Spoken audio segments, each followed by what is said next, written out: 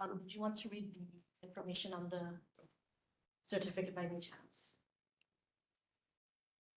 This is our vice chair. I don't introduce yourself, his name. Oh, yes. Hi.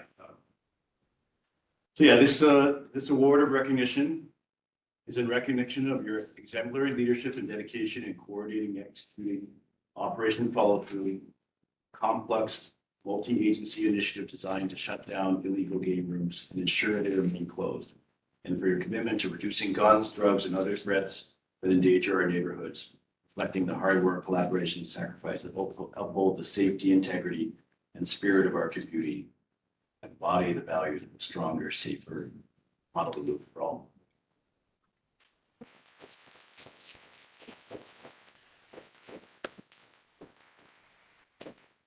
Are there a few words that you want to say? Yeah, so Amanda has told me about, I mean, there's no other way to say it other than Amanda has told me like what you have gone through, right, on the streets. And I just want to say thank you for what you've done and what you continue to do for our community. Thank you. Thank you for having us. I want to make sure the people that are at home, and this is going to be recorded. My name is Amanda Ibanez. I'm the chairwoman for Kalihi Palama. I have humbly and very graciously served this community, and I continue to do so.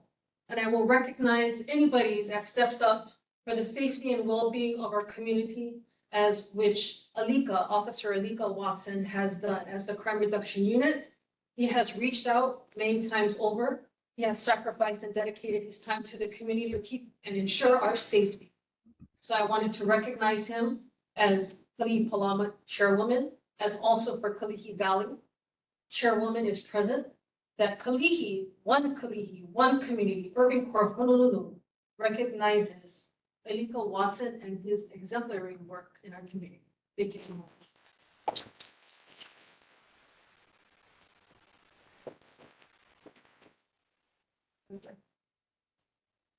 Everybody think we should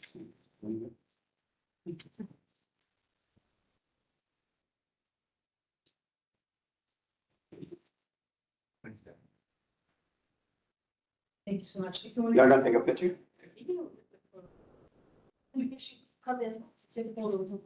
Photo shop like how it is.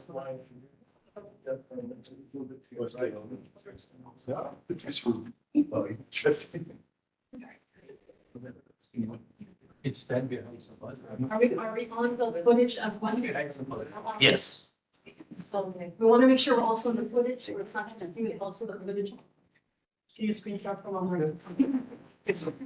Go. Dad got to get in there. He won't see, he won't.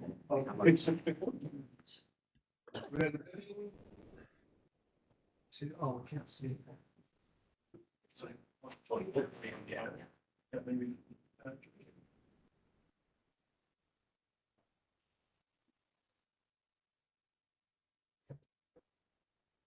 One, smile. Got some chocolate, some not, so. Alika, thank you, Alika.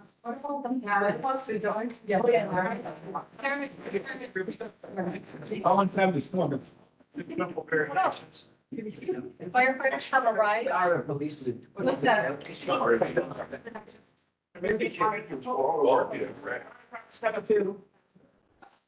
Firefighters, support 4 minutes. Yeah. Maybe we should have. They're going down. Perfect, perfect. From this time, maybe. And then again, I think this is whole camera, everybody can kind of be full line. Yeah. Down. Good job, you got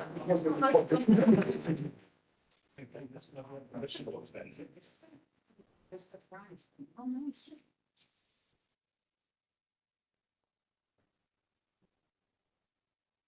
And do you first? Right on. That looks good. Good. Great, so. I'm sure it's for community. Three, two, one. That's why I'm here. One. I'm a fighter. I'm a warden from the. She's a fighter. You want to support fight. Firefighter, take care. You got my back. Thank you so much, everyone. If you guys want, before you guys leave, there's food and drinks on the side. Thank you. Yeah. Anybody else? Y'all want to go? You want to go by yourself? I just got them. Oh, not a big. Go dance.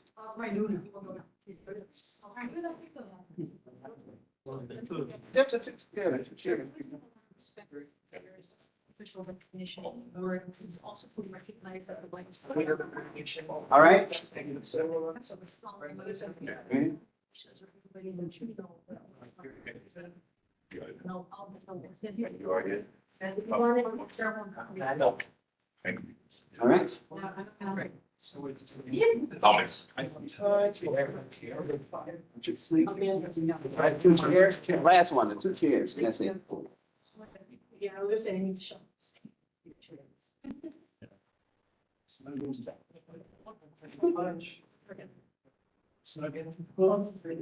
Nothing is. Oh, no, no. It's close to that. That's it. At least it doesn't like that hard. And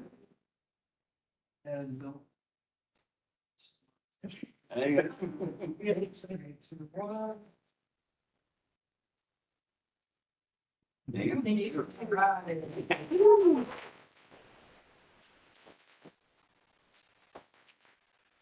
you go. Thank you so much.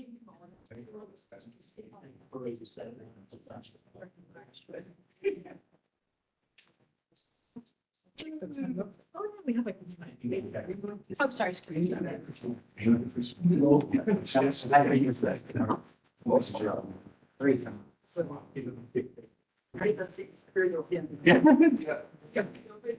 Yeah.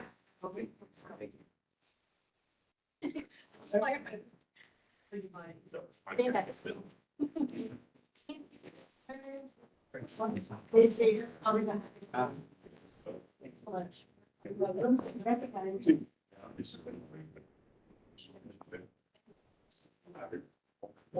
These people there.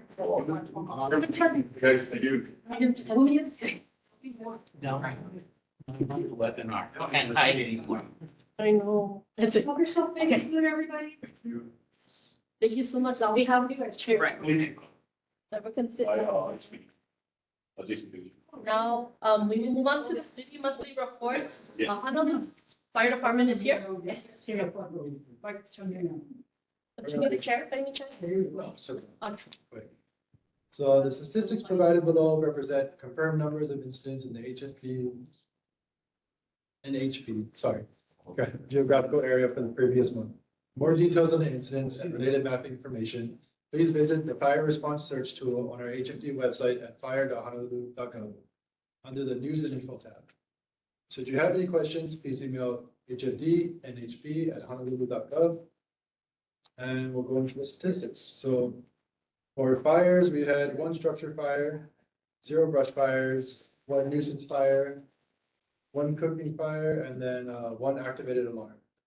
For emergencies, we did 60 medical emergencies, 1 motor vehicle collision with pedestrians, 0 motor vehicle collisions without pedestrians, 0 mountain rescues, 0 ocean rescues, and 2 hazardous materials incidents. See, so as we're heading into our holidays, our fire safety tip is for cooking safety. Food has a unique way of bringing families together, especially during the holidays, and cooking can be a relatively relaxing activity. However, it is important to be aware that cooking fires are the leading cause of home fires and home injuries. By following a few safety tips, you can prevent these dangerous situations. So we got a few tips here. Stay alert while cooking. If you are sleepy or have consumed alcohol, avoid using the stove or stove top. Always stay in the kitchen while cooking. Never leave the stove and heated appliances unattended. Use a timer to remind yourself to check on your food regularly. Keep combustible items like oven mitts, wooden utensils, food packaging, and tools away from your stovetop. Keep children and pets at least 3 feet away from cooking areas. That's all. Does anybody have any questions? Thank you so much. Any questions from the board? Mr. Franklin? About to hazardous incident, where were they and what kind were they? So our area for hazmat kind of covers everything from around our like Kalihi area down So to town- the side of the island. North Shore to the east side, Hawaii. And hazmat two will take care of basically the west side, all the way into Yokohama. Yeah, but you said there was two hazmat incidents. I'm trying to figure out what they were, Us, hazmat or what they were, what they were. most of them are gases, odor of gas. So there's a lot of smoke, carbon monoxide detectors nowadays by Costco. So a lot of those go on. Because it's, you can just buy it. So that was the two incidents. What Yes. were they? They were Just could be from cooking, in a parking garage. I understand Parking that, structure is for the car. I understand. My answer, you said there was two incidents. I'm trying to figure out what incidents there were. Sorry, we're not the hazmat team, so we wouldn't actually respond to those. Our hazmat team would have more information on that, but I believe you can look for that on the HFT website. Okay, They have more information for those. thank you. Any more questions? Well, I know, sorry, going into the holidays, and I know New Year's Eve is a big thing. I know it's November, but it's good to know what we should prevent from now to January first. Is there any It's thing like every other year, like, use your common sense. okay, Don't be, no, there's laws, right? You only can Right. get fireworks, and you guys know that. So just don't go beyond that. Don't be lighting stuff that's illegal. okay, Please use your common sense. That's, we can do that, and then, makes our job easier, makes everybody safer, right. right? Just be mindful of that. And as far as early pop-in, what is? what That's, does that look that's like? that law, you gotta contact each meeting. I don't know about Okay. that. No, I just want to know, because I don't know these, I just moved to a lot. That's why I'm Honolulu. addressing, I'm And that's addressing fine. a question. Yeah, HPD, I- law, now, yeah, law. okay, Yeah. right, Fire department, right, medical emergencies. right. Fire. So if any, and, inhaling smoke and stuff like that, It's us, yep, right, we're the responders to that. right. Yeah. And as far as barbecue and party potlucks, make sure. Yeah, calling your emus. So we see smoke, plenty fire. We know, okay, 1311 Notley Street has a emu. Right. Right, we have a big red flag on a computer, and we'll know, if it comes in, contact dispatch, get emu at 131. Yeah. All right, Any Okay, other thank you. questions from the community online or in person, just in case? Okay, seeing, hearing you. Thank you so much and have a good holiday. Melvin. Thank you. Thank you. Next is Honolulu Police Department. I think, can you get online? Oh, yes. Sergeant Kato, D5 for October, we had one aggravated assault. We had one auto theft, 4 burglaries, no robberies, and 1 sexual assault, 3 regular assaults, 4 thefts, and 2 UEMVs, which are car break-ins. Total cars for service was 614. Pending any questions? any questions from from the board online or in person? Mr. Liwa? What district is this? I have a District question. 5? Okay, so there's another officer, so.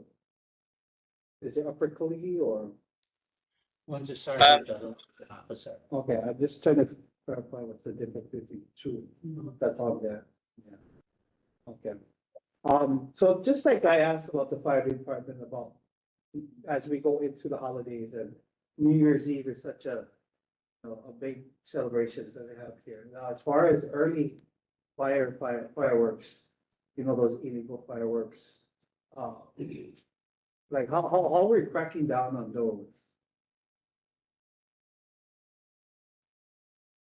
As far as the fireworks, we got a little bit more teeth on the laws implemented. So we got that. But also, if you have any kind of observations that you see as far as violations, we can be called on that and we can act upon that by giving citations and arrests as usual. So they can call in anonymous, right? To report Yeah. a neighbor or someone on their streets Yes. Yeah. about another neighbor. Because I think that's why some people, they're hesitant to call. Oh, Because yeah. I've heard that before, they're afraid to report about their neighbor or someone down their street, and that they have to give their names and stuff like that, but they can be anonymous as Yeah. far as Yes, making a correct. report. Yeah, you can always call anonymously and just leave the location or even general location, and an officer will come and respond and check it out. Okay, I don't, is there any updates about I know they mentioned about, drones? Yeah. As far as fireworks, when they have the drones, highlighting or spotting out those who are popping illegal fireworks, like, is that during just supported on the, New Year's Eve, or is that throughout the whole month as the? Yeah, I know the drones are operational at this point, but I haven't heard if they are going to be used in support of actual fireworks.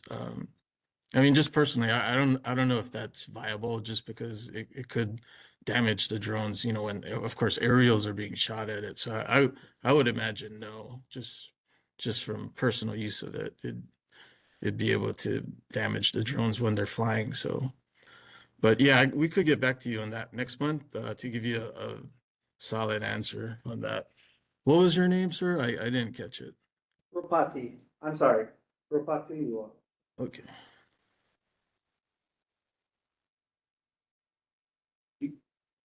Mr. Oh, actually, I did see Chris's hand. If you want to have Chris go first, and then I'll go to you, Mr. Gottlieb. Hello, you guys can hear me? Yes. Okay. Just one quick question. I think it was, I don't know if it was like last month or but we noticed that there was I don't know if you guys have reported it, but there's a illegal game room between the Lady of the Mount Church and Kalihi, that road right there, that corner house. Is that something that we should be concerned about as far as residents in Kalihi Valley? Can you say the location again? And then Yeah, so if you're headed Malka on Kalihi Street, you pass Kalihi, and you can either take that left to continue on Kalihi, or you can take that one road. I don't know what that road is, but it's a street between Lady of the Mount Church and then Kalihi. It's that street right there at that corner house. Me and my son passed by one night, and you guys had cops all over there, box truck. You guys was loading on with the machine. So is that something we should be worrying about? Is that something that you guys can report it on us on?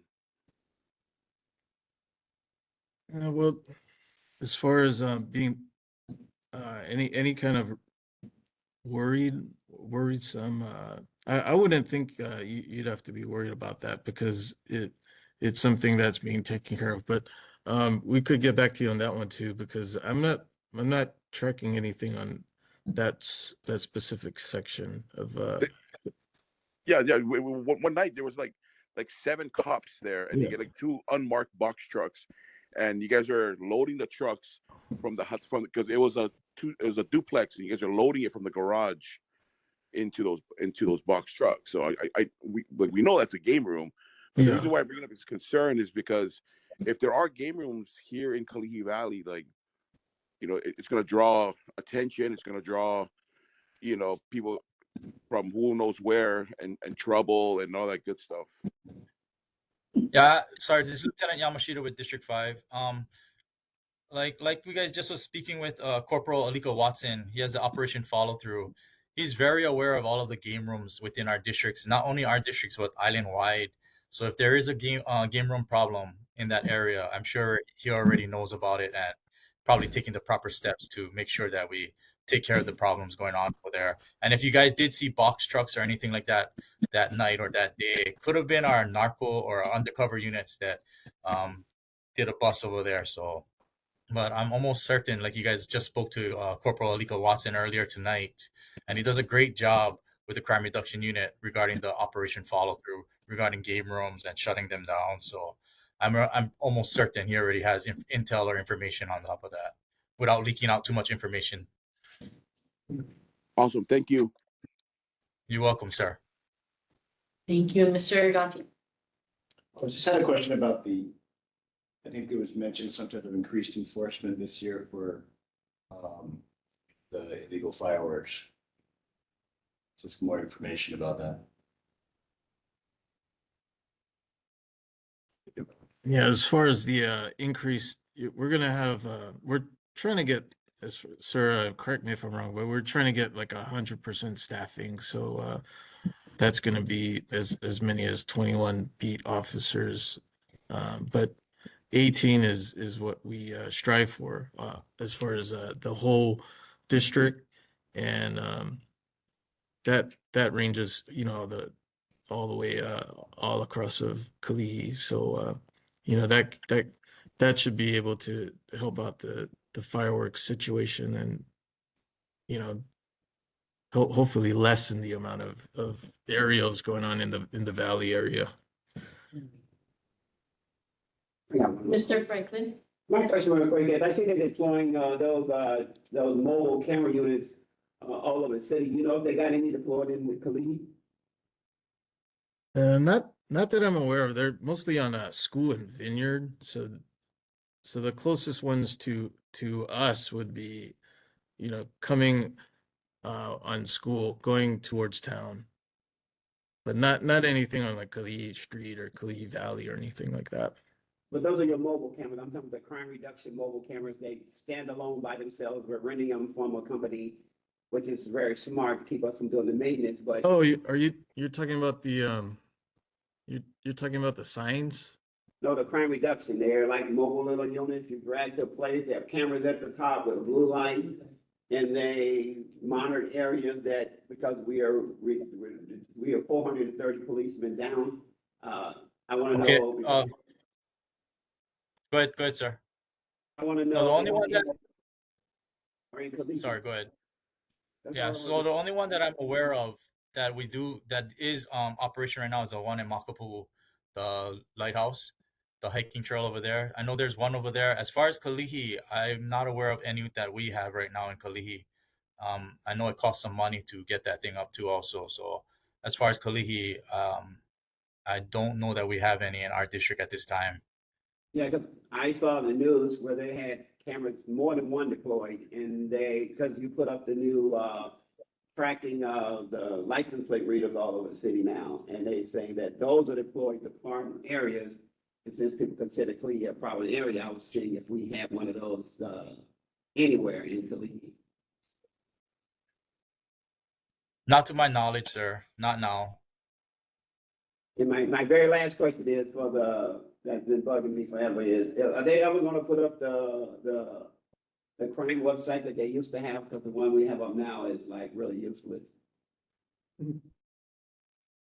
The what website again, sir? I'm sorry. Crime website that shows us the whole city. We could track and give us incident numbers and things for the first 4 years. Now we have one up that just says statistics, but it doesn't give you any information on when crimes occur, where crimes occur, or anything of that nature. So we have to depend that all the information that you're giving us is correct. But most of the time we are told that you'll get back to us in a month, and we don't get that happen either. So I was just saying, if they were going to put up the old crime map, because the one they put up, I believe, is like useless. It doesn't help us out at all to figure out what crime is in Kalihi. I So still you know- utilize the old. I still utilize the old crime mapping website. I can't find it. Every time I go on Can't find it. it doesn't show us anything. It give us a new one with just the stats, which is basically just high crime. So I was just wondering if it's back up, I would love to have it back up, because it would give us, like we have a sexual assault in Kalihi, it would tell me where to assault, the incident number in the street that it occurred on, so we can warn Right. our people about what's going on in Kalihi. Yeah, the website is still up. Yeah, I'm gonna try to find it, because I can't find that link. Every time I try to type in Honolulu crime map, it doesn't give me maybe what you're seeing. Okay, it's if you type in crimemapping.com, it should Right. pop up. All right, Crimemapping.com, all right. it should pop up. And also the Honolulu Police. Oh, sorry. Go ahead, sir. No, go ahead, sir. Okay, so the Honolulu Police Department, we're actually seeking input from residents to better understand the community safety concerns. Also elevate public trust and improve communication and services with a survey right now. It started back in November, and it's going to be held all the way till December 13th. Your responses will remain anonymous and confidential, and it takes about 3 to 4 minutes. It's approximately 13 questions, and you can access this survey by going on to honolulupd.org. The easiest way I found to access the survey is once you get onto that website, in the search bar, you type in survey and it'll pop up, and then you scroll all the way down and you can click here or you can scan a QR code also that's provided on there. But if you go all the way to the bottom, it says click here to take the survey. You click it and it'll ask you 13 questions. So you guys can bring up other concerns on top of that survey also. All right, thank you very much. I'm gonna take it to Mark. Yes, sir. And I see Alec Kumlai has his hand up. Mr. Kumlai? You're muted right now, Mr. Kumlai. But I haven't started your timer yet. So. Okay, can you hear me now? Yes, can hear you now. Starting. Officer, I was noticing the building on Middle Street and King Street, the old Love's Bakery. They got look like a bunch of blue lights on the building with a camera on them. Is that one of the security cameras that I think Mr. Franklin was referring to? I believe that's just a private security thing that they put on themselves. Okay. Yeah. Yeah, they're using some blue lights on that camera. and Yeah. stuff. Yeah, kind of Okay. like the parking lots in like Home Depot and things Right. like that. Yeah. Okay. I just noticed that They one. have But that's not HPD. No. Well, okay. All right. Thank you. Yep. Thank you. And then Mr. Sung? So following up on Chris's topic about the gaming room. If you were here in person and talking to Lika, that location has been rated. The tenants, the landlord has been notified, game room hasn't come back yet. There was also on that Monday, another raid farther down the street on Kalihi Street. Oh, that room also got raided. In fact, that month, I think there was 5 gaming rooms that were raided alone in this area. So, in the Kalihi area. So they're on it. Alika knows exactly what's going on. If you attend the Kalihi Joint Committee or the Kalihi Coalition or a Kalihi Task Force, all this stuff is being reported in all those meetings. So if you want to be more up to date on what's going on. Thank you.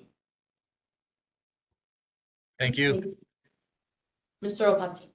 All right, sorry, I know I had 3 minutes and I didn't get to ask my second question. Sorry. So, on the King Street, I know at one point HPD started to ticket those cars who were parked on the side. And I noticed it was just only that one particular area. Is HPD also ticketing or checking other areas that's on Kalihi Street below the pig store?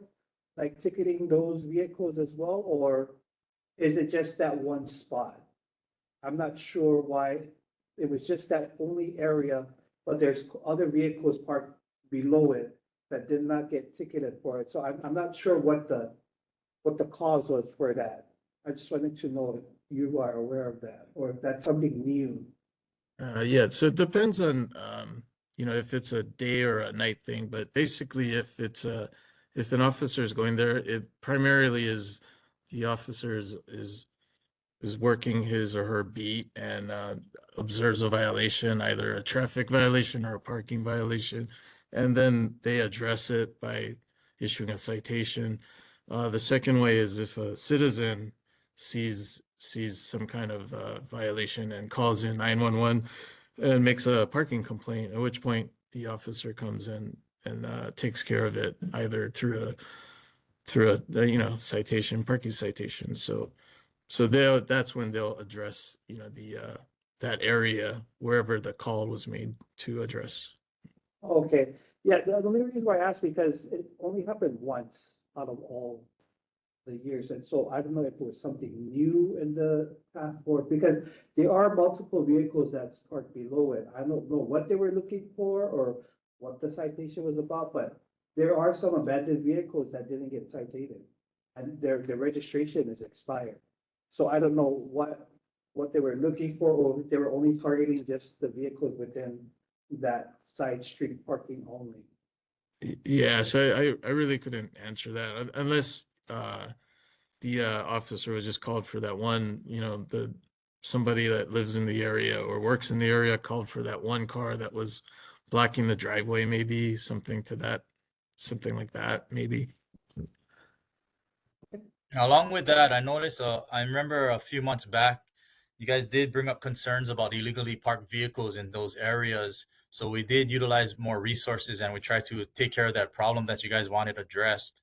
So several months back, you guys did bring up parking violations in those areas. So that's what we used our officers to take care of over there. So that might be why that area was saturated, or that might be why you saw vehicles that were cited for parking violations in that area. Just that So area. you guys were the one that requested us to be out there to take more enforcement in that area also. I remember several months back you guys requested that. But just that one particular area, nothing below or above it was ticketed. So it was only targeted for that area. If you're talking about, we brought it up, nothing was done with the vehicles below it or above it. It was just that one particular area. That's it. So it felt I like. believe we addressed the areas of concerns that you guys brought up, and then the officers, when they do have free time, if they can address other concerns within that area also, they will. But we wanted to make sure that we address the concerns that you guys brought up. That's funny because it wasn't even addressed about what area. It was only that area.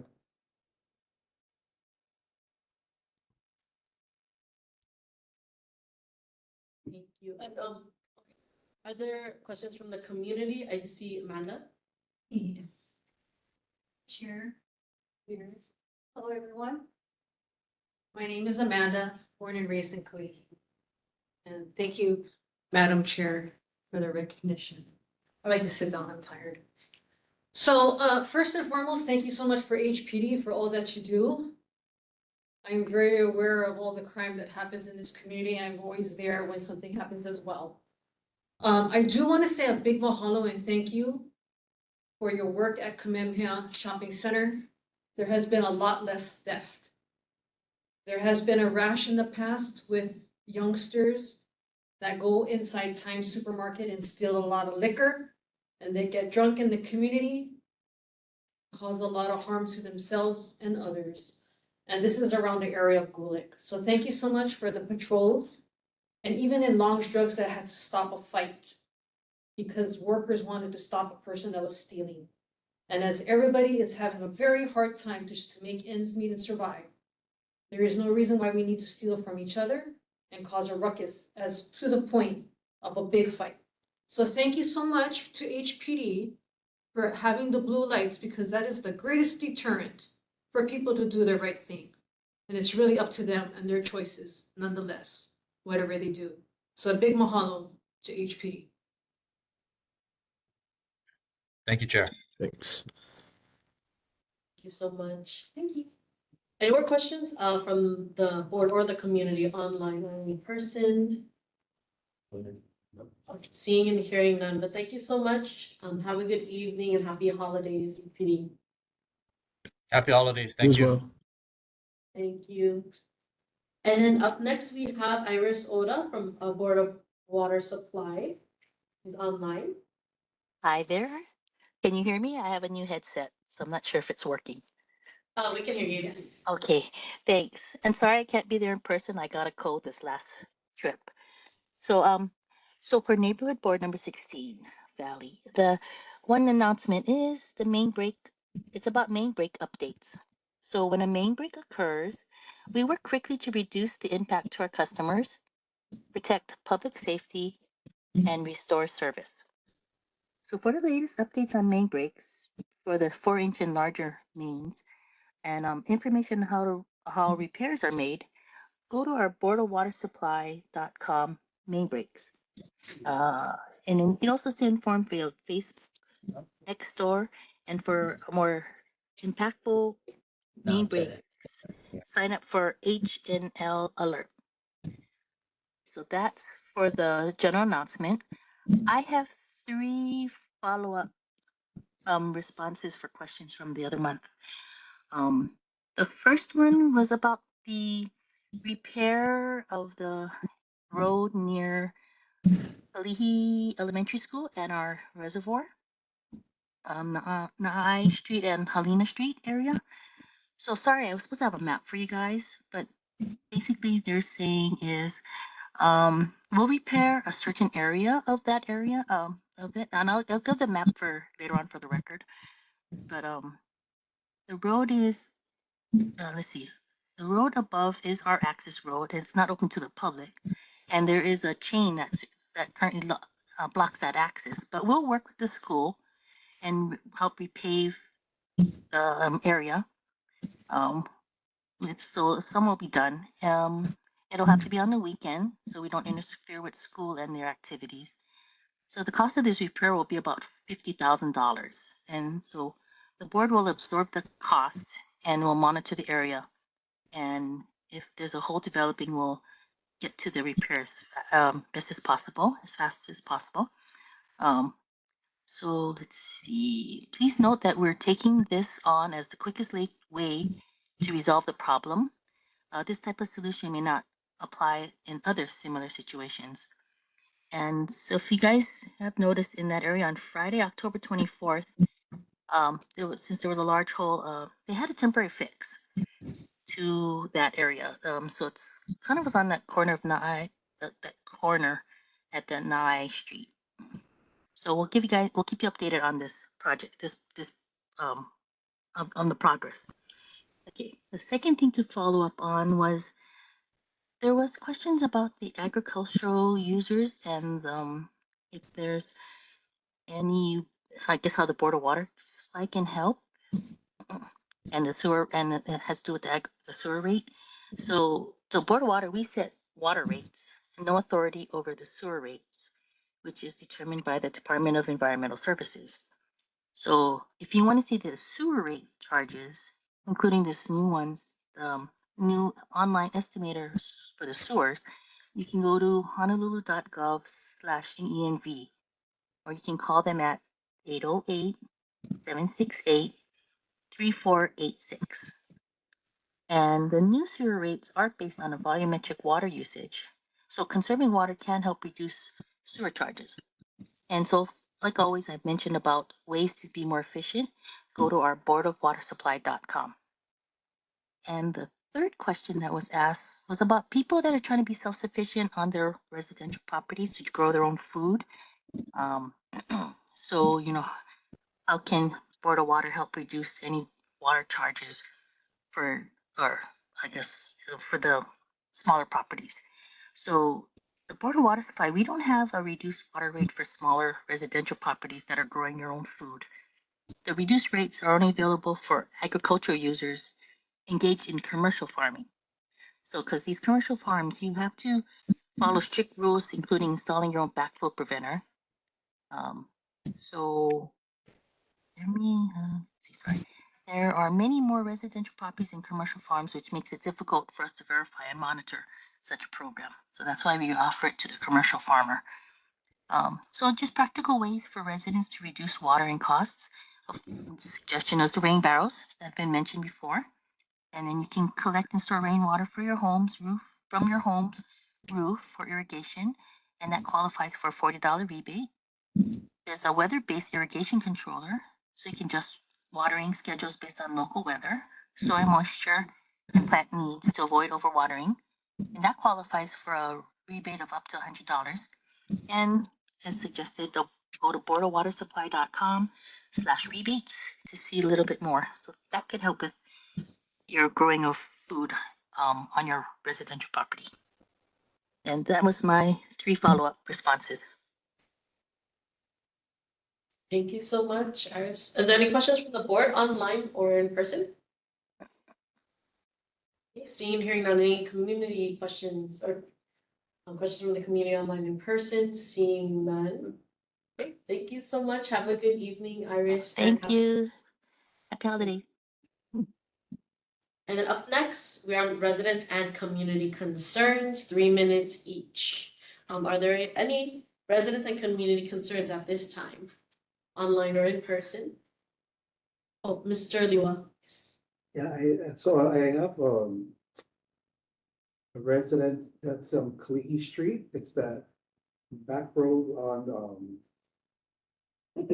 doesn't have a name on the street. Oh, here we go. Well, it's kind of like Kalihi Street when it loops around that backside by Our Lady of Mount Church. And so it's, the resident that lives there is a teacher at Barrington. And so he mentioned about it's that monkey paw tree that kind of blocks that whole back way area. Really dark, because sometimes I walk from church to and go home. And I mentioned that, well, where's the street light over here? And so he did mention that that monkey paw tree is giving them a hard time as well as a resident. And they've called the city and whoever to assist them because the root of that tree is also damaging their property and their home and their sewage. And so I told him that I'll bring it up. I'm not sure if you know what I'm talking about, which area, but it's a very big monkey paw tree. Well, here we go. There's an address of 1710 Ilohana Street. And it's the house above it, if you go to that address. And there's a big monkey paw tree right there. So I'm not sure if the city or the state can go and help them, but they've been trying to call anyone to assist them with that. And so they haven't gotten any response from anyone, but it's really dark to walk in. I got a question. Oh, you have a concern or Yeah, is that on the private property or is it on city property? Well, the tree, that's why they were calling about the city and state to see who can help them with that issue. And so that's why I said I'll bring it up to them, but it looks like the tree is on their property. Right. And so that's why they needed an assistant, like who do they call? They won't, city won't do it, it's on private property. We had that before with Rojas, because they planted the trees out of control. They either gonna have to have the community help them, we've been through this before on the board, or they have to cut it out themselves. Because the city, because it's not on city property, the city will not go out and start cutting people's trees for them because they let their tree get out of control. Right. So we have to talk about this, their sewage, like their water, and so the root is getting too big, it's busting there. So that's why they just need answers, how to get assistance.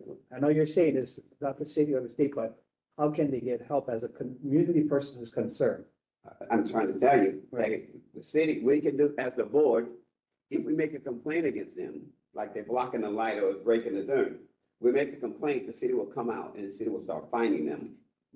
That's what the city's gonna do. Okay. Because the city's not, because their tree is breaking, if they're breaking the pipe and it's on their property, then they have to repair that pipe. If they break the city pipe, then the city's gonna come out and Right, find I it. understand. But yeah, but, because we've been through this before on the board. Right. There is basically no help for them unless the community or they find a private organization to go there and help them cut that That's tree. all I needed to hear. Yeah. Because again, I wasn't here when you guys did all that project and everything else. And then there is no street light, so does the street light become a city problem or a residential problem? Because I talked about the light, Right, there's no lights on the street. so whose problem is That that? would be the city if they Okay. saying it's too dark, but if the Right. tree's causing a problem, the best thing to do is an organization to go and cut that tree completely down. Right, But most people that we talk to don't want their tree cut down, they want their tree trimmed. And that means people gotta keep going out there to help them out instead of just taking that tree out. But we've been through this in the city, saying if it's on private property, it's your problem. right, Rush your lines, it's your problem. So this board, we need to try to find some organization that will help us go help the elderly or people cut down trees. right. But the save people time, if it's on your property, it's your problem. And if it interferes with street signs and lights, it's grown too big, then the city will start finding them until they cut that tree down and stop causing the city problems. Right, so they just need a number, and I know what you're saying, but, you know, if that's the response that we're gonna give them, then that's the response I'll give them. Yeah, That's their property. Well, because there's no numbers to call, they're gonna call the city's gonna tell them what they've been telling everybody else that comes with these large trees. you have to get someone or the community, because, go ahead. Thank you. Yeah, Okay. That's a good, that's how Kalihi works. We're supposed to work for each other, that you go deal with it. You know, that's not Kalihi. This is Kalihi right here. I'm just telling you the law. I agree. But everybody can go with a saw and help them cut the tree down. Yeah. And I do see, yeah, we were just looking at the trees. It was the really big one I've seen. Mhm. I think it looks nice, but I understand it's big and it's overgrowing everything. But Mr. Kumalai has his hand up. Oh, yeah, I was brought to my attention. This is at Kalihi Valley Rec Center, and one of the residents that use the rec center for the water exercise class told me that there's a bench in the area of the water exercise class, that a concrete bench that has been broken for a while now, and they wanted to, well, they were told the thing will be repaired, but it's been a while now since anything has been done. So that's one issue. And the second issue was vandalism to the swimming pool. What somebody been doing, and they did it twice, was throw the toilet paper from the bathrooms in the swimming pool. And I think they told me in the evening. And then by the time the maintenance guys come back in the morning, that the whole pool got to be shut down for cleanup. And that incident happened twice. So I just wanted to bring it up. And if we have any of our representatives that can follow up with that situation at the Kalihi Valley Rec Center. And that's it. Thank you so much. And Dana, yeah. My name is Dana Yap. I'm representing Kalihi Business as well as FACF. You guys went to the meeting on Monday. We're going over the parade, which is happening the 28th of Black Friday. So we're meeting at Kalihi Union Church, going down King Street, and going up off Tailing, then to School Street, onto a couple of elementary school campus for the Paina. This is the 76th annual, and we brought FACF to come in and co-chair this event, and hopefully we can continue the event going forward. So that happening the 28th, Black Friday, as it has in the past for so many years. We're looking forward for everybody coming, and we're looking forward for having you guys walk, right? You guys walking, right? I submitted the paper for us. Okay. FACF is Barrington Alumni Community Foundation. It's been an organization that's been around for 50 years, and Pati will speak to what's happening next year for FACF that is going to celebrate its anniversary. So that's going to be an exciting time for the community and Kalihi itself, for not just alumni, but the community of Kalihi. So that's going to come up. Pati's going to bring that up because he's on the committee for that. But I just wanted to remind everybody about the parade and the plane happening on February 28th. Okay. Any questions? Thank you. We do have a board business. Item B is consideration to participate in the KBA holiday parade. I already submitted the Yeah, paper. you guys already signed those. Yeah, but we just need to decide whose truck. What you guys, your Yeah. guys' logistics, whatever you guys do. Yeah. Yeah, So we'll probably talk about that. yeah, but I just wanted to bring it up for everybody else to, yeah. Yes. Okay. Thank you so much. Okay. And if there are no more residents and community concerns, we can move on then to presentations, 10 minutes each. First one listed is Parents and Children Together on Kalihi Connection Coalition Laura Potipala. But I'm not seeing her in person or online at this time. So just in case she's running late, if any of the presenters are running late, we will table them for now, or we can reschedule them for another future meeting. But another presentation we have is Serene on their organization, Dr. Miku Lewinty. Also not online. Okay. So we will table both of them just in case they may show up later on in person or online. But we'll move on to city elected officials. Mayor Rick Blangiardi's representative and Master Clark Price. Aloha, everyone. Hope you're all doing well. Couple of announcements from the mayor's newsletter. The Skyline Segment 2 opened for service, adding 5 miles and 4 new stations, including Pearl Harbor and the airport. The city's early education center relocates as a multi-year repair program begins for the municipal parking lot structure. And the new sewer rates go into effect in January 1, 2026. The link to that newsletter may be found in the chat. And before I make the next announcement, I do want to apologize to Mr. Yap because the announcement I make will directly conflict with the ones that he just made. And I apologize if the band is not part of the parade this year, but that's because the Royal Hawaiian Band is going to be offering a free concert at Blaisdell Concert Hall called Kalihi Ho'omau.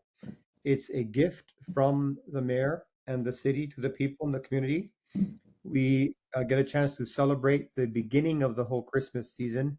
It's on that same day, Friday, November 28th at 7 p.m., Blaisdell Concert Hall.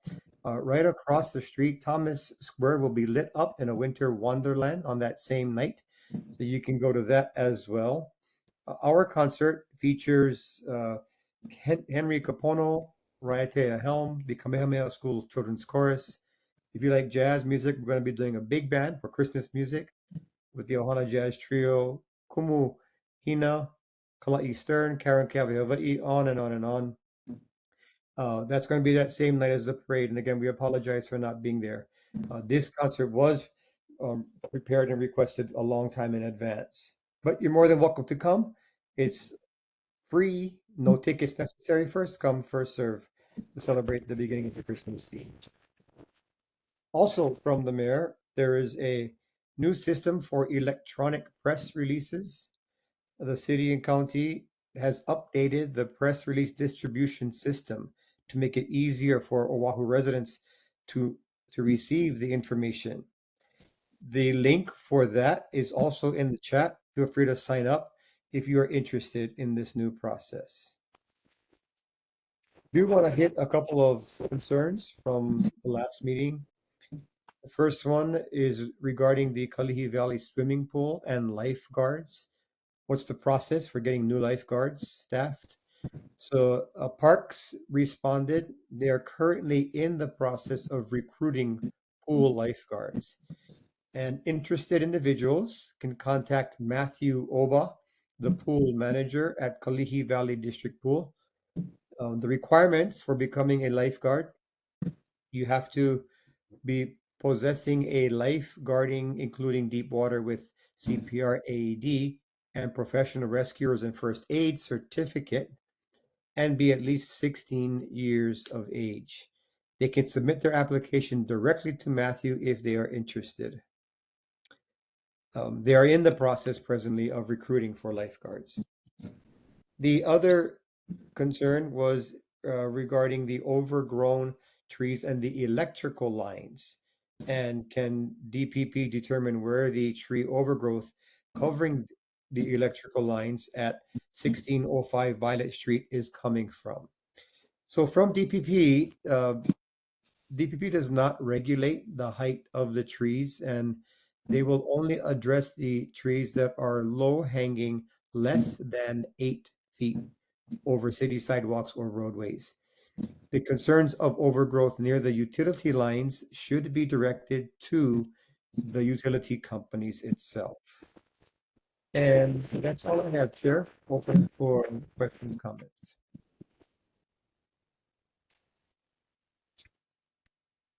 Thank you so much. Are there any questions from the board, online or in person? Mr. Franklin? Good afternoon, sir. Good afternoon. Question about deed fraud. I just want to see if the mayor has a program like the state. The state has a program through their Department of Conveyance where any resident for free, they don't have to pay like the people advertising. They could go on property, or go to the Department of Conveyance, go to Property Watch, list your property on there, and if someone goes in and try to change your deed or something without you knowing it's still your house, you will get a notice. It's not enough, but it's something. It's a free program offered by the state. So I was just wondering if the mayor has a program like that to keep people homes from being stolen on deed fraud, like the state does. I am presently unaware of anything that we may have that the state has. I can do some research and get back to you with that, but presently I am unaware of that. Right, because the one for the state is on the Department of Conveyance. And all you Right. do is click on Property Watch and it will, and just fill out the form and it'll help you to some extent. Right. To keep people from faking your property, faking their names and taking your property or the equity out of your house. Mhm. All right, that's my only question, sir. Well, Thank you. thank you very much. Are there any, oh, Mr. Lee. Yeah, just to go off of that KVA parade and the mayor not being there, especially the Royal Hawaiian Band. Farrington and the Royal Hawaiian Band has a long history together. When the Royal Hawaiian Band would go on travels, the Farrington High School Band would be in place of their performances. So it's kind of sad that they're not going to be here at our Christmas parade because we have that connection with the Royal Hawaiian Band, with Bandmaster Max, our band director at Farrington in the 40s and the 50s. And so hopefully we can see them sometimes in the community performing for the Kalihi community because we have that connection between our band and the Royal Hawaiian Band. Yeah, thank you. We do not like not being there as well. It was a conflict of dates, but we have made virtually every other parade in the past, and we have also done many concerts to the youth and the adults in Kalihi over the years. But yeah, we'll see if that could be changed next year. Thank you for that, though. Thank you. Other questions from the community online or in person? Okay, seeing and hearing none. Thank you so much, Mr. Clark. Right, have a good evening and happy holidays. Thank you. Same to you. Aloha. Aloha. And then up next, we have Council Member Tyler Dos Santos Tan, Constituent Service Director Lynn Robinson, who I see online. Aloha, Chair. Aloha, board members and community members. Can everyone hear me okay? Yes. Okay, I have a brief report. So we did have a resurgence of encampments, unfortunately, over at DeCourt Park. And fortunately, the neighbors over there reached out to our office, and the Department of Facility Maintenance and our community policing team worked very, very quickly. So there was a removal notification given to the folks over there on October 20th, and an enforcement cleanup was done on October 24th. And so all of those residentially challenged people were offered outreach. So any services and shelter. And the rec staff over there has been made aware to report any illegal activity. Our community policing team has also been in contact with Kamehameha schools in regard to illegal activity on the hillside. So CAM schools stated that they will let them know of any encampments that may pop up. So, I think that many of you know that was a real trouble spot for a very, very long time, and we got it cleaned up pretty well, and positive activation in the park. And so if anyone sees anything, please call 911. And if you feel like you need our office to follow up to do something similarly, please don't hesitate. We want to keep our parks safe and clean for everyone. I know that the board has been briefed by the Department of Environmental Services about the changes in sewer fees. Councilmember Cordero and Councilmember Dos Santos Tam will be also hosting an info briefing, a community informational meeting this coming Tuesday from 6 to 8 p.m. That's November 18th at Princess Ruth Middle School. So if you know anyone that would like to come, if you're interested, just to learn more and be able to ask questions in real time, please attend. I have good news that the Board of Water Supply has scheduled the repaving of Helena Street for Friday, November 28th. So the after Thanksgiving, they'll be out there, and the principal Hamilton is thrilled about that. So good news all around. I wanted to follow up with board member Kumalai that I was tracking that we need to address the concrete bench at Kalihi Valley Rec Center that needs repairing. And I'll follow up on anything that might be able to be done. I'm sorry, sad to hear that somebody thinks that it's worth their time to be shutting the pool down by putting toilet paper in the pool.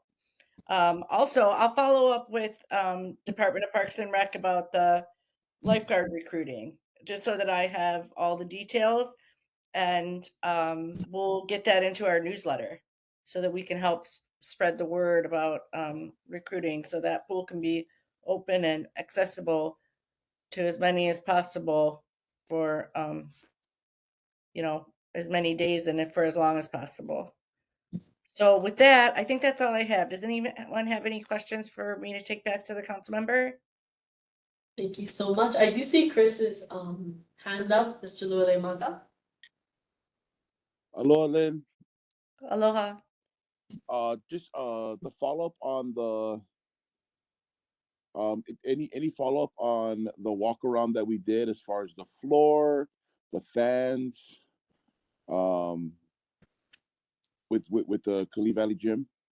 I did, I'm glad you bring it up, because we did meet with the director from the Department of Design and Construction, and I reiterated to him about the floor, and followed up with an email with that request that we had put in for some time ago. Interestingly, in what they call a bubble report, which means that kind of funding is coming, and it's and that the work that will be done, it's only in the design and bid phase, but is the roof for that gym, which I thought would be way far off. So we just met with them a short time ago.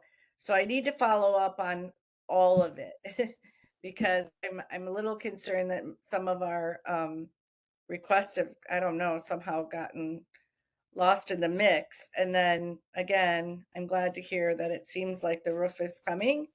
But when we were meeting with them, and when the previous communication was that, yeah, it needed to come, but there were many gyms that needed it, and that would be a stretch. So certainly, to be, if it could come soon, that would be great. Like I said, we're only in the design phase, but it sure does make sense um, to fix a horrible roof, right? And then maybe, and then another big one is that grading where the birds are coming in, right?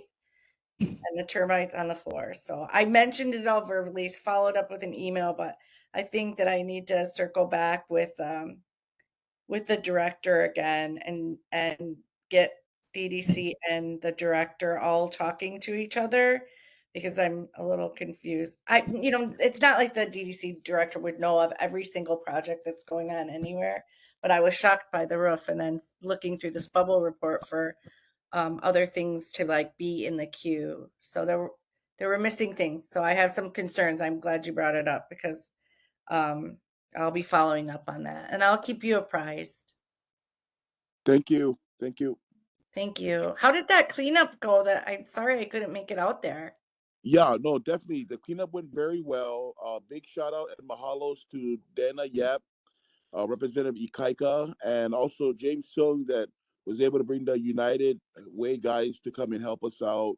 I think approximately there was about 12 or 15 of us that day. The cleanup was very successful. There were some suggestions that were brought up because we tried the best we could to scrubbing the walls and stuff like that, but the dirt has been there for so long that it literally stained the wall. So suggestions were brought up, maybe painting a mural or even just repainting the whole wall. And I know Representative Ikaika is kind of like on the working with someone regarding the maybe even getting the painters union involved because we're not too sure how long the approval is going to get from the state and all that good stuff. Yeah, that likely needs to go through the city, through the Yeah, the city. through Department of Parks and Rec. That's something else I'll add to my okay. Yeah, Well, possibly, possibly and like then a, I like a can repainting. circle back with Representative Hussey. Okay, sounds good. But yeah, again, Thank you thank you for the again update. to Dana White, Representative Ikaika, James Sung, and all the fellas that came from United Way. Appreciate it. Mahalo. That's so fantastic. Great work, everybody. I'll have I hope to have a better report for you about those improvements for Kalihi Valley when I see you at in January. And then, just a quick, correction, but it's not United Way, it was, actually Salvation Army's, was it the adult, This treatment, was in the the treatment public. center, yeah. So the guys from there. Oh, But, nice. yeah, so specifically that, but, did you have a question, right, Mr. Sung? Yeah, so, I don't know if you know, there was a lot of shootings going on in Kalihi lately. And one of the things that I just recently found out, besides the gym at Kalihi Valley Homes is down, the gym at KPT's down too. So both of them are condemned. There's no place, activity for kids to go to. I've been, and the KPT people don't want to intermingle with the Kalihi Valley Homes people. But Kalihi Valley District Park needs to be up and running as soon as possible for all the activities for the kids to attend to. I haven't really talked to Kalihi Coalition and the Kalihi Task Force about this, but Kamehameha District Park is also right there by KPT, so that's an area for them to use. I'm not sure if they knew about it, as I was thinking about this just recently. But if you could talk to Parks and Rec and all them and let them know that kids are just running around like crazy because they have no activities to do after school. So if they could help us curb some of the crime in our area. Yep. Counting on that. Yes. Yes. We can't complain about the kids. We can't expect for good outcomes if we're not supporting, right? Positive activity in our parks. That's what they're there for. We should keep and take care of them. But I will follow up and I'll share, that there could easily be a coalition or correlation, I'm sorry, there between, an uptick in violence of any kind and with our youth and the lack of resources as far as, parks and clubs and sports. So thanks, James. And then, Mr. Franklin? I got a follow-up. I asked HPD about, all these new crime cameras going up that we're renting from some organization and they put them all over the city. Except that we can't seem to get crime cameras in Kalihi, and everyone keeps saying we're the most crime-ridden place out there. So I don't understand why we can't have cameras. That we have target areas because we are 432 police down, and they just gave back $435 million back to the city because they couldn't hire police officers. So my question is, since we are renting all these cameras and we're not building them, that why we can't have at least 2 or 3 cameras stationed in Kalihi and where we deem to be hotspots, that we're not getting them. And also, like we asked for Cleoka Park, which is a drug hotspot for cameras, but like we was told, we don't have any electricians that can put in the cameras, but they can put them everywhere else in the city. So I don't understand that, why everybody's getting what we can't have. And everybody's making excuses why we can't have them, but we're in the news all the time for crimes and guns and rapes and everything else. But it don't seem like anyone cares that we don't have cameras in Kalihi. That's my first thing. And the second thing I want to ask, is there any updates on the 2 school signs that have been broken for like 4 years? That somehow we already got the infrastructure there, but we can't seem to bring new school signs to tell you to slow down while you're in the school zone. No, I So- don't have any updates on the school signs, and I don't know why it's such a. For a moment, one of them was working, and I think that that's where we got waylaid. But let me follow up on the school signs. I don't think it's. I think the problem is that it's not a repair thing; it's a replace thing. And I They think both that. I'm sorry. Go ahead. They both come on, but they just come on. So yes, they have power to them. They just stay Yeah. on and say, you can go as fast as you want, they'll still stay on. Because they're what, 40 years old? Yeah. And me, I do everybody not. has- I do not believe that we have replacements for them, and I think that that's part of the problem.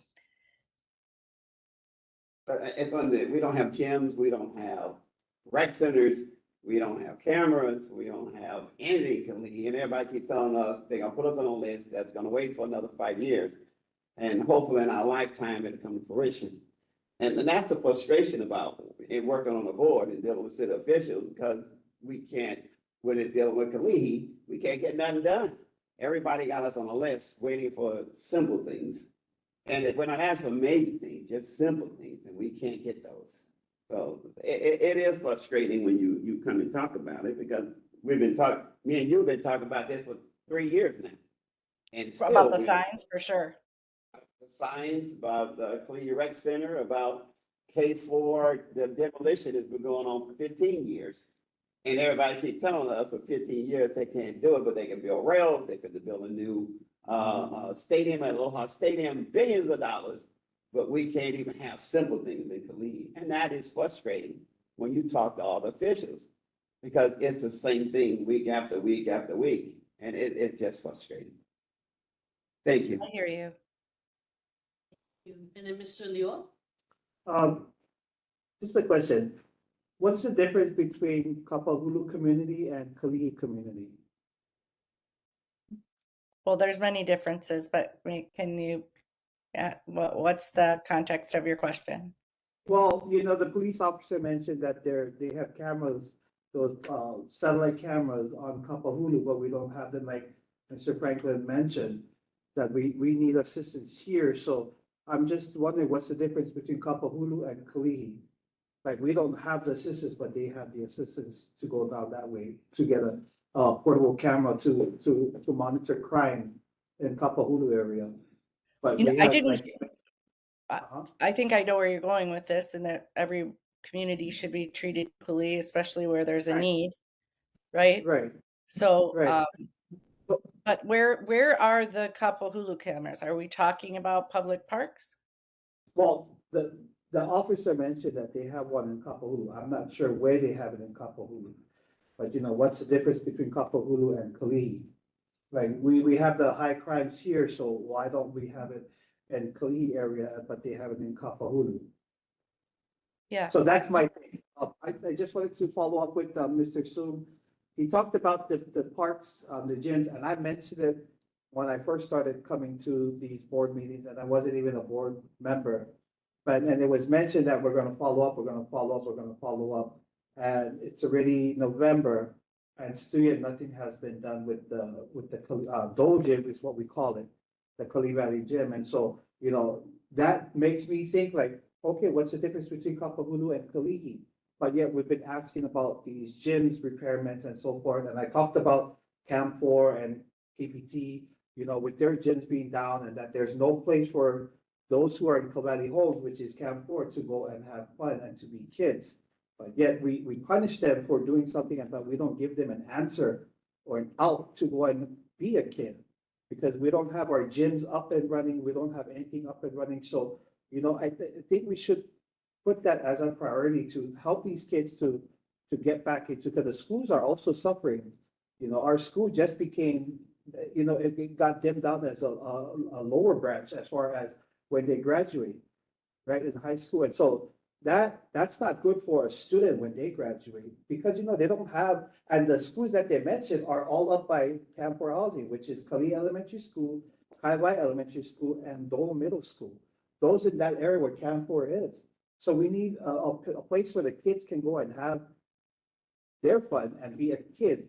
But yet we talk about their crimes and the stuff that they're doing, but we're not helping them go out and play games and be just a kid. So if we can put that on a priority, so we can help with with their academics, because it's affecting their academics as well. Now that Farrington is a low branch as far as their diplomas.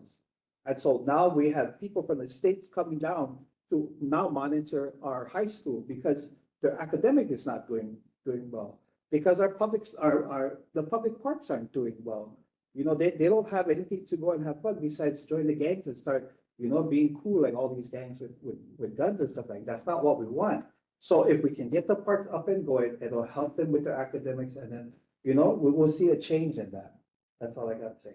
Yeah, I do not disagree with you. Neither does council member. We've made this a priority. The council member did, um, give the allotment, the allocation for improvements that he was given through the budget this year, all got that in the queue for that park. And we're not sure what the holdup is, and hopefully I can bring back some good news. I don't want you to think that it's bad news. It's just that when I looked at that bubble report, the most recent bubble report, we didn't have the floors and we didn't have the grading. And I don't want anyone to, I do not want to marginalize the need for improvements in that park, but I also don't want for anyone listening to think that the park isn't up and usable. It's just that they do deserve to have courts that they won't get injured on. They do deserve to have a roof that's not shedding insulation onto the floor. They do deserve absolutely to have grading to keep, birds out, and not have rusted grading. But there's still activity in that park. The pool is still, usable and all of that. And to my knowledge, the second locker room is open now too, which was an improvement that came. So it's going much slower than we want it to. We're going to keep our eye on it and just keep pushing and pushing and pushing, because I couldn't agree more that, we're not, if we don't give our youth the tools that they need to feel, number one, cared about, and to be able to get their wiggles out, and to be able to build teams and relationships in our public spaces where they were intended to, we're going to have problems. So I appreciate your comments, and I'll take them back to council member. And then, Mr. So. You mentioned putting in lifeguards in your newsletter or something in your report or something. But another suggestion is maybe the HPD Explorer program and the cadet program, because we are short of police officers. So that might be something for you to advertise too, right? The LEAP program, the Explorer program, I should say, for 14 to 20-year-olds. And then the cadet program for 18 to 21-year-old become police officers. It's at least a way for them to see if they want to become a police officer. Great. I'll take that to our newsletter editor, our comms person. Thank you. And then Mr. Franklin. Man, I got one more quick question. Do you know if Councilman Tam is working on anything that can stop deed fraud from happening? Deed fraud, like we're hearing Deed about fraud. in the Norton commercials? Is that what you mean? Yeah, because like I would talk to Bandmaster Clark, the state has a program on their conveyance, the Bureau of Conveyance, where you can just log on and put your name in there, and it prevents some of it. But I want to know if any elected official is working on any comprehensive plan that you wake up one morning and somebody stole your house from under you. I think the Bureau of Conveyances is the place for that protection to happen, but I can follow up. Yeah, they have a property watch you can click on, but it doesn't stop all theft. You know, because no one can show up. You don't ask for ID or anything. They just walk in and change titles without being fingerprinted or without showing proper ID. I mean, I can't even go to a nightclub. They can scan my ID and it shows everything about me, even when you walk in Costco. So I don't know why we don't have that in place, where if somebody want to change the title to your home, they have to present their ID, or if the person buying the home has to be fingerprinted, because most fraudsters will not give you a fingerprint and they will not give you valid ID. They just walk in and exchange it because they didn't take the notary and everything else, and they walk away with $500,000 on your house. They steal your equity or they'll steal your house. I just want to know, without constituents paying for that service, like those commercials, where the city can offer it for free. 5 minutes. I'm done. Thank you. I will absolutely follow up on that. Do you happen to know if there's other jurisdictions that have protection programs similar? No, just the state has it. It's under Bureau of The Conveyance. state here? Yeah. I think Yeah, that that's where it needs to go, but we'll see if That's where there's they- all I can think of is like the real property tax, but deeds I'll go through that Bureau of Conveyances, I'm pretty sure. I will Yeah. find out for you though. I don't I want to. click on Property Watch. I already did my home. You list your home in there and it protects you when somebody wants to do anything with your deed. They will send you out an email or something asking if that is you. But it needs to be enforced, tighten up a little bit, like asking people that's standing in front of a clerk. They should present the ID or they should be fingerprinted. I mean, how simple is that? You pay for the fingerprint, it costs the city nothing. Got it. Got it. And I do see Lynette on the line. Hi, Lynn.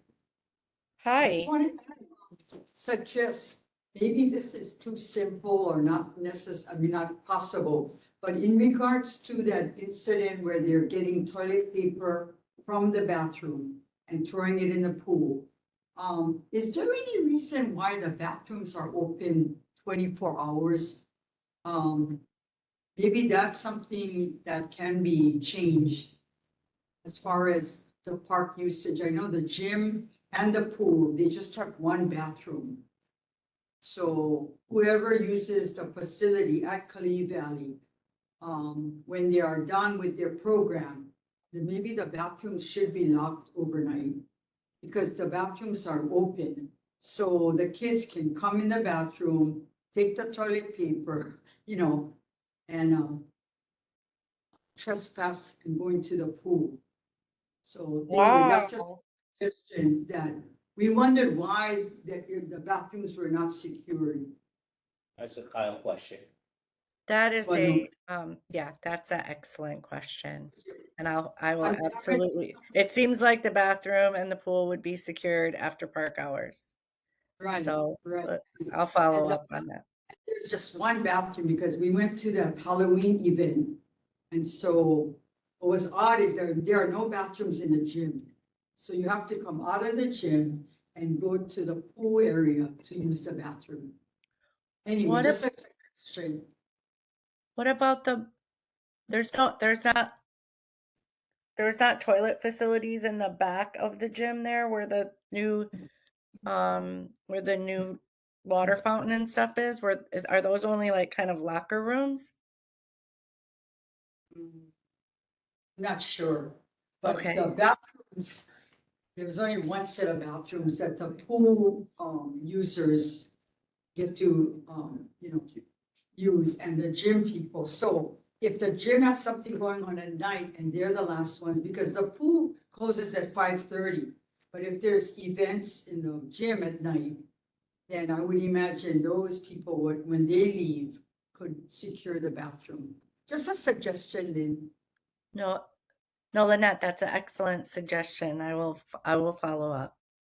But thank you for all that you're doing, and I know you have the heart of the Kalihi kids, but as everyone is saying, it does get frustrating. But we want to advocate for the kids, right? So I'm saying that's why they're throwing toilet paper in the pool. They have nothing else going on. Yeah. Yeah. No, I don't take any of this personally, and I want you guys to keep fighting. We will. We're gonna do our best. Thank you. And if there are no more questions from the community or board on the matter in person, then we can move on. Oh, I do want to thank you, Lynn Robinson. Have a good evening and happy holidays. Happy holidays to all of you. We do have listed for state and federal elected officials, Governor Josh Green, representative, pending assignment. I was informed that they may switch up assignments, so that way we just haven't, there have been other boards that also didn't have assignments, so they're gonna maybe switch up and mix up, maybe we'll get a representative every other meeting for next year, hopefully. So I did want to inform, is that confirmed things with NCO? Okay. Thank you, but we'll move on now to Senator Donna Mercado Kim, Office Representative Kathy Nee, if she's online, or if Senator is on. No? I'm so sorry. It's actually Savannah. I'm her committee clerk. I'm filling in for Kathy tonight for Senator Kim's office. Thank you for being here, Savannah. Yeah, you're welcome to, of course, report for the office. Thank you so much. Really appreciate it. I just have a few updates. So our community report has been sent digitally to Chair Tumbaga. Community members that are attending virtually can also send their email for a copy of the community report to Senator's email, which is sendkim@capitol.hoya.gov. So community updates, the red light and speed camera program is now issuing citations. So starting November 1st, cameras at those 10 different Oahu intersections can catch vehicles that run red lights or go over the posted speed limit. They have been only issuing warnings up until this point. So now confirmed violations will result in citations being mailed to the vehicle owner. Red light violations will garner a $97 fine. Speeding violations can range from $167 to $317. We've had an outpouring of concerns made to our office, so we did contact DOT to relay many of the very reasonable questions and concerns surrounding the program, and we'll report our findings on social media and at the next neighborhood board meeting. Also, just a quick update on the Kaiwai Stream project. Senators continuing to work with the neighbors and school faculty and superintendent to find the best way forward for the project. As of right now, the DOE facilities section is currently coordinating with the Department of Corrections and Rehabilitation for the removal of California grass in the area of the stream, so the stream flow won't be obstructed.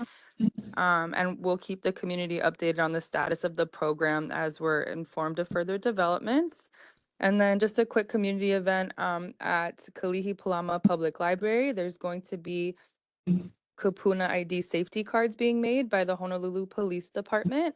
They're not official government issued cards, but they provide emergency contact and medical information to first responders. So if anyone's interested in that, you can go by the Kalihi Palama Public Library on November 15th, 10 a.m. to 12 p.m.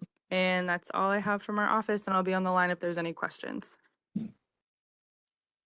Thank you so much. I did just forward everyone the email I just had at 4:48 p.m. today, so should be sent. But any questions from the board online? Oh, Mr. Franklin? Yeah, I've got a question with Senator Kim. Does she know where the progress is for the rec center to be demolished on Cam 4 because it's a state project? I do not know that off the top of my head, but I can absolutely follow up on that. So it's the rec center Cam 4 project. And I can even follow up and send it to the board members as soon as I get that information. Second question on the speed cameras, what's the grace period on there? The speed limit is 35. When do they start citing at 40 or 45? That is, yeah, so that is a great question. So with the warnings, they were giving warnings out at a threshold of 11 miles per hour over the speed limit. And then when we called to ask what it's going to be for citations, they said it would be much higher than that, but they did not give us a specific number. So we sent a formal memo out asking them for that information.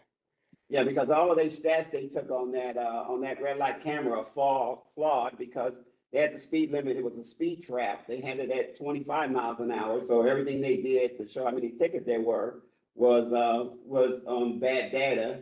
So now I want to know that if you're going out at 35, they're citing you at 46. So people will know what the sight limit is for that. Right. Right, absolutely. So yeah, I think a lot of people were frustrated at that's a pretty low threshold, but they did say it is going to be higher. I can't, and again, they wouldn't give me an exact number, so that's why we did ask them for that. And my very last question, do you know if Senator Kim is working on anything to stop deed fraud from happening to residents? This is the first time we've had someone bring it up, but I can absolutely look into that. Thank you. Absolutely. Thank you. Michael Gotti? And just to clarify, so you're saying it's gonna be over, the threshold is gonna be over the 11 miles per hour? Yes, for citations, they said that they've raised the threshold. And then, Mr. Liwa? So, just a question. I know we have the speed cameras in Kalihi.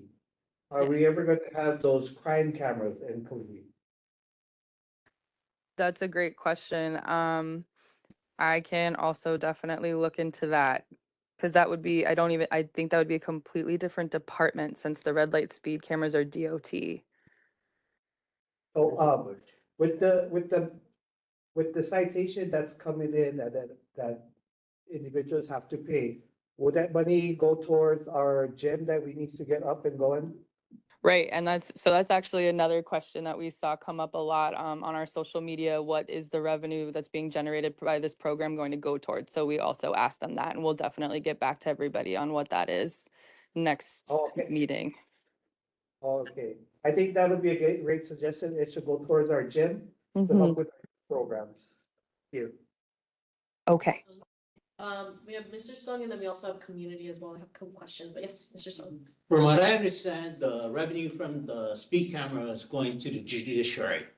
So it's funding the people who are telling us they're guilty. So to me, it's not very, how do you describe it? It's, if judiciary wants more money, they just tell everyone they're guilty, right, to increase their revenue. So it's not very transparent. And I feel that the revenue should be going someplace else with not anyone that has their hand on issuing the fine or issuing the ticket, because it's not very transparent. Right, I'll So- definitely confirm that with them when we get the responses back, absolutely, because, yeah, I hear exactly what you're saying.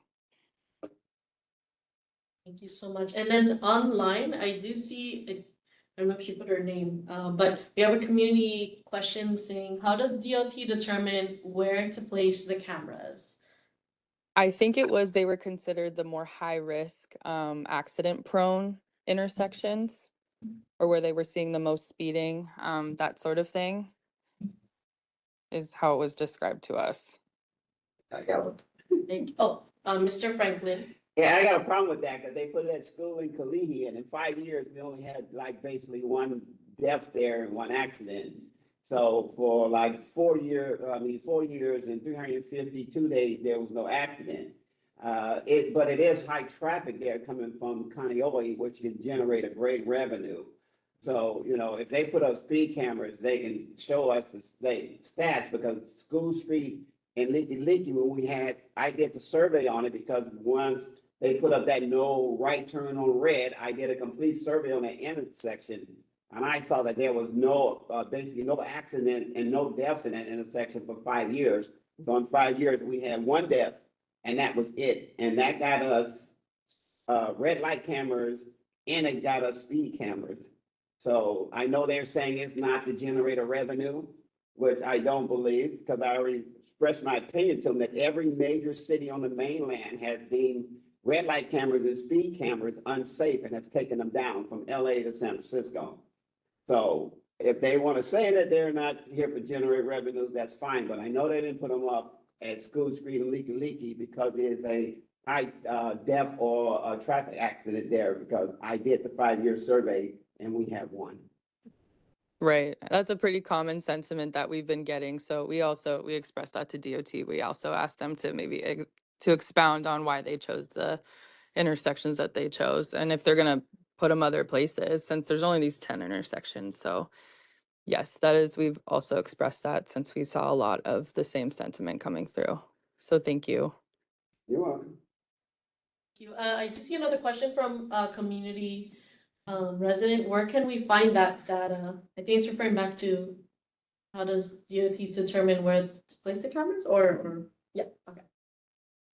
Oh, I can definitely follow up and have them give the specifics of why they chose the specific, like the intersections exactly, if that's what you would like. There's no, yeah, I can absolutely do that. Because again, we've had so many people who are concerned with these things. So we already sent them some concerns, but we can always send more and follow up. So I'll add that to the list. I'm assuming it was like public. Yes, please. Okay, thank you. Are there any more questions or concerns? Oh, Mrs. Kumalai. Hi, Savannah. Hi. Would you please convey to Senator how much we appreciate her perseverance and dedication in the Kaibai Stream project? It's been almost a year and a half since the program was halted. And so we're just hopeful that the kids will be able to go back in the stream, but it's not, happening right away. So, and this program went on from 2016 for 8 years. Wonderful program. We talk about giving kids opportunity in Kalihi, and this is one great opportunity when the kids are hands-on learning and not even wanting to go home. I mean, just during school hours, learning firsthand and learning hands-on. So we're just very grateful that the senator took this project on and is making sure that she stays with the, advocating for the kids. So again, we just wanted to thank her for not giving up, and we as a community will be rallying together. We are gonna stand for these kids because they're worth it. Okay, but thank you. Just let her know that we appreciate her efforts and work.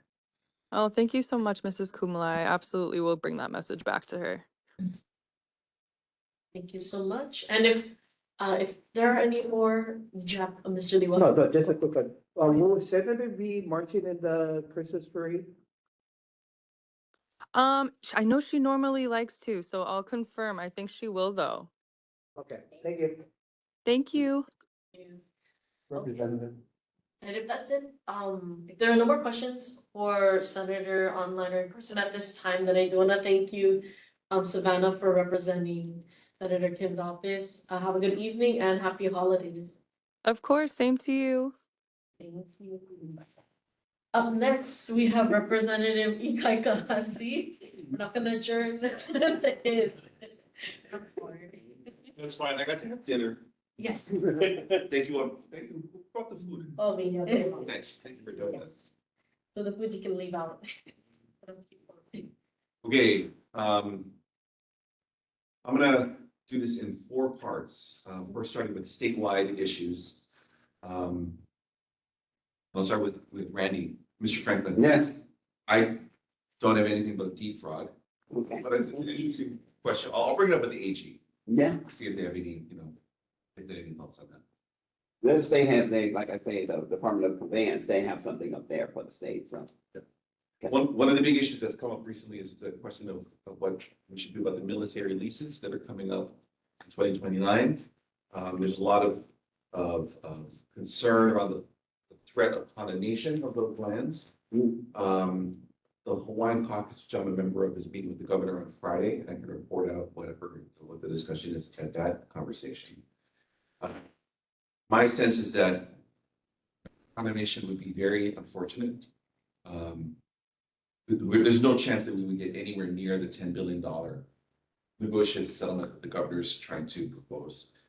The land would be condemned at whatever is the market price for that land. And my sense is that it would be a much smaller dollar amount. And really the best scenario, I think, for those lands is for the state to simply issue a new short-term lease, not at $1 per year. Something that is closer to what a market value would be for land of that size and character. But make sure that the new lease has a lot of the elements that the current lease has, which is the requirement that the military clean up any munitions after they're done training. that's a really important thing, obviously, because we would want to be able to imagine future land uses for those areas. So that's sort of my, my rough proposal.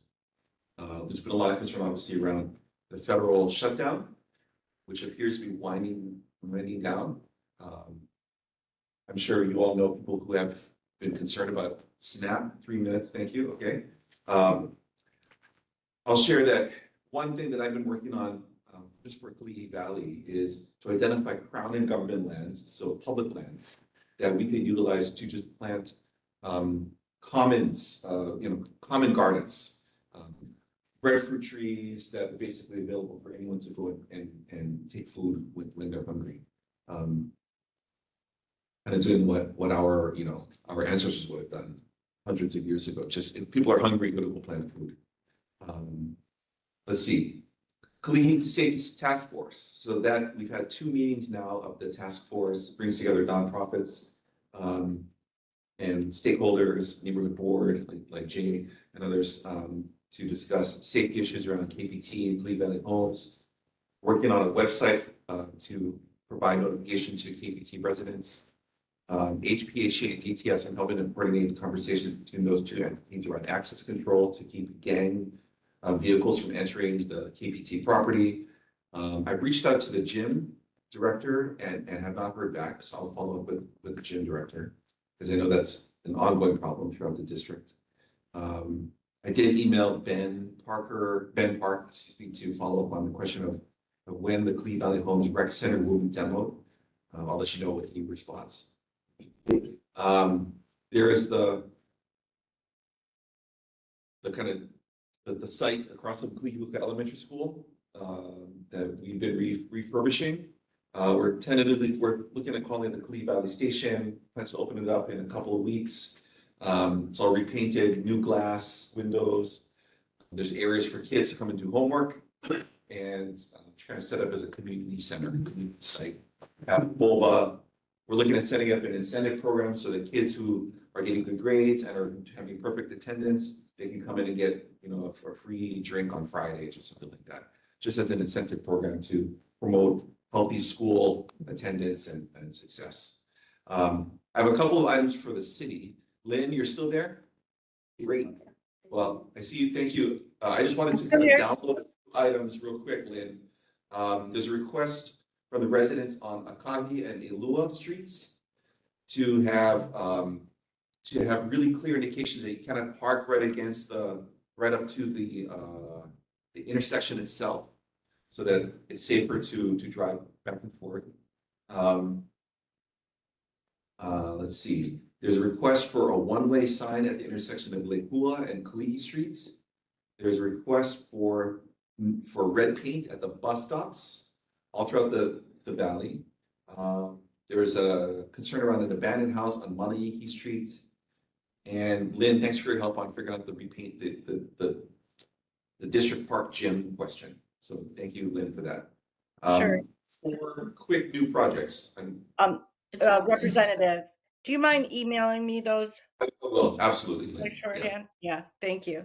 I'll be happy to assist. Sorry. I'm catching up on like too many things. Okay, so thanks for letting me just download to you like that. So the tree to be cut down, can you send me, Ropati, the address for that, please?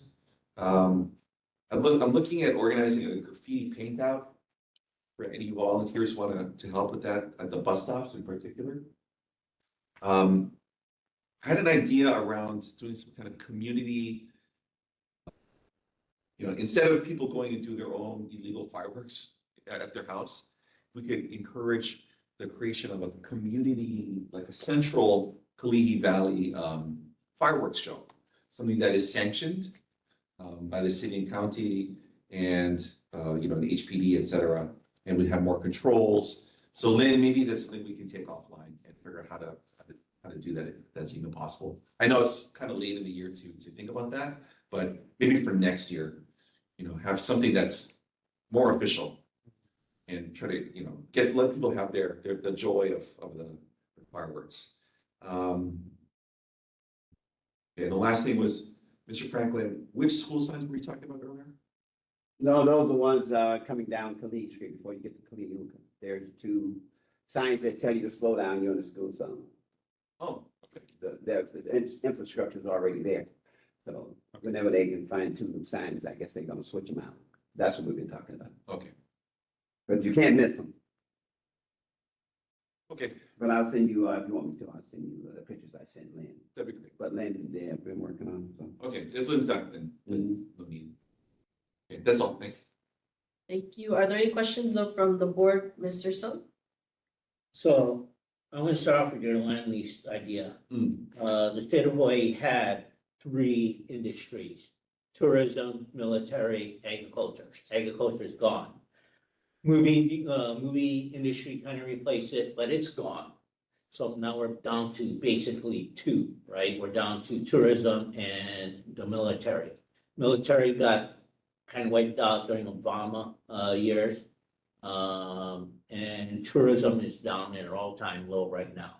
If we do anything with the military to make it smaller here, what are we going to replace all these industries with?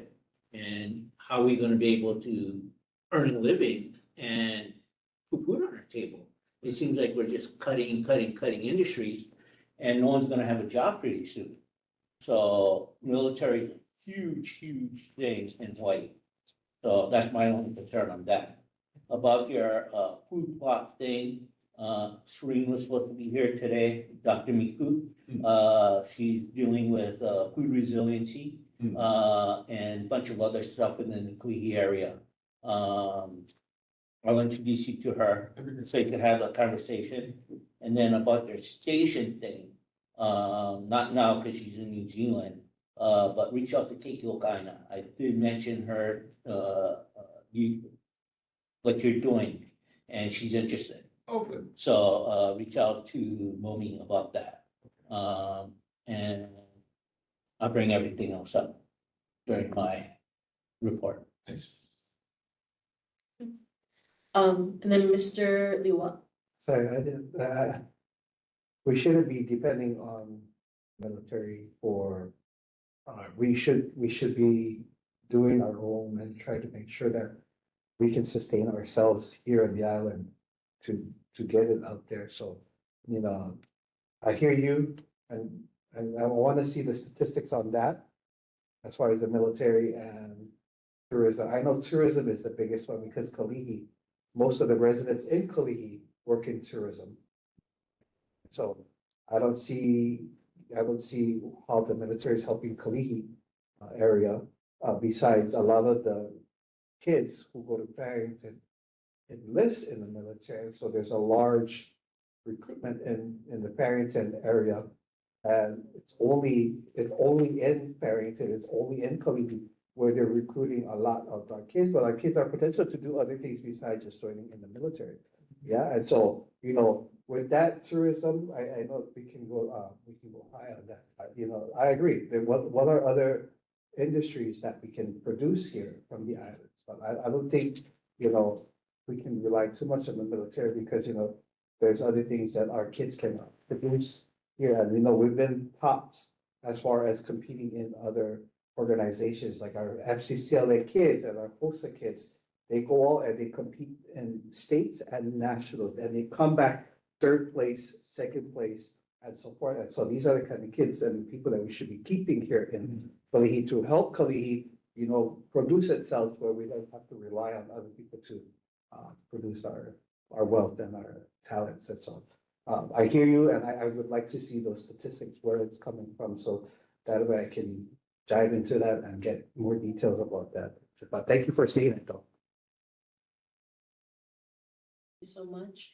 Other questions for Mr. Hasi? Oh, Mr. Gap. Just a point of clarification, yes. That street you're talking about, considered Old Lee Street. Service Street? The street behind, Kilahana Street, one goes around with a big, you guys talking about the big tree. Okay, That used to be considered Old Kalihi Street, like the old Hollywood. So that was kind of. oh, that's what we're talking about, where it bends around. It bends around. It used to go that way instead of going straight up. That's stream coming down. Yeah. Cleanup area. Clarification. Kilohana, right? That's Kalihi. Yeah, but it's Kilohana, but then like 5 or 6 houses in the back there that is kind of backside of Kalihi Street, because you notice, that side of Kalihi Street, there's no house. The house all faced out. Yeah. So that's why it's kind of, that bends back that way, so that's when the flood recreation is going there. That is a big tree. And the other thing was when you talked about designated area for fireworks. When I was on the mainland, they used to have, it was on like considered reservation where people could go. They had a designated area where you find San Island or somewhere that they could pop from or something that would be controlled and monitored. And that would be an alternative to the popular people's garage in the backyard. I'm sorry. Oh, Mr. Liu? There was, I'm not sure if you heard or saw, there was fireworks at Commonwealth Field Park on the Friday, and I know multiple times I would hear fireworks show. I'm not sure how they got approval to do a fireworks show at Canfield Park. I'm not sure if you're aware. When was this? I know we were at a football game at Carrington, and we were eating Zippies, and we could hear the fireworks show going up, and multiple times when I'm in Kalihi Valley, when I'm at home, and then at first, that was the time the tsunami came out, the warning, and I think it was a week after that, and there was a firework display going on, and I wasn't sure if that was gunshots or what, but I'm just curious how, they're getting approval to have their fireworks show. That was somebody. It was at Canfield Park, I'm not sure. My guess is it's not official. Okay. Just based on my experience. I'm just, because, sometimes it may come through when we don't hear anything, but, so.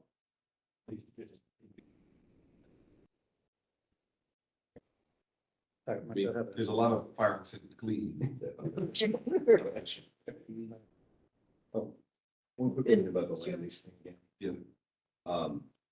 But your idea was to do a shorter term lease to the military. I think that's one way of alleviating some of the political pressure right now. And then how much revenue do you think that would generate? Because it was basically not generating any revenue before, right? Yeah, I'm not in a position to like. At least would generate some revenue. At least it generates something. And when you say limited term, how limited? 5 years, something like that. So it could be I mean, it's been 65 years for $1. And one of the key things in the lease, which I think is really important, is the idea of cleanup. The state has done a poor job of enforcing that portion of the lease. And condemnation would take that off the table completely. So there would be no requirement for cleanup. And I think that that's a really important thing that we have to keep in whatever. So they're saying condemn and just lease it out for them after it's condemned, or? No. The military, the conversation now that our governor is having is about condemnation. So just because it's federal property. And just not doing anything with it.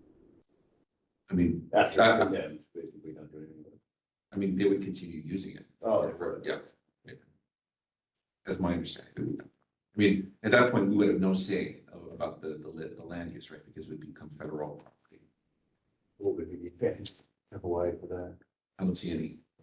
My last question is, we talked about revenue. Are you gonna make a proposal to make the fireworks like 10 times more expensive than they are now? And generate revenue, so you're never gonna stop people from popping off. You don't have police, you don't have anything. So if you want them to pop them off, let them pay 10 times the price of them, and they can pop them off all they want, and we can make money.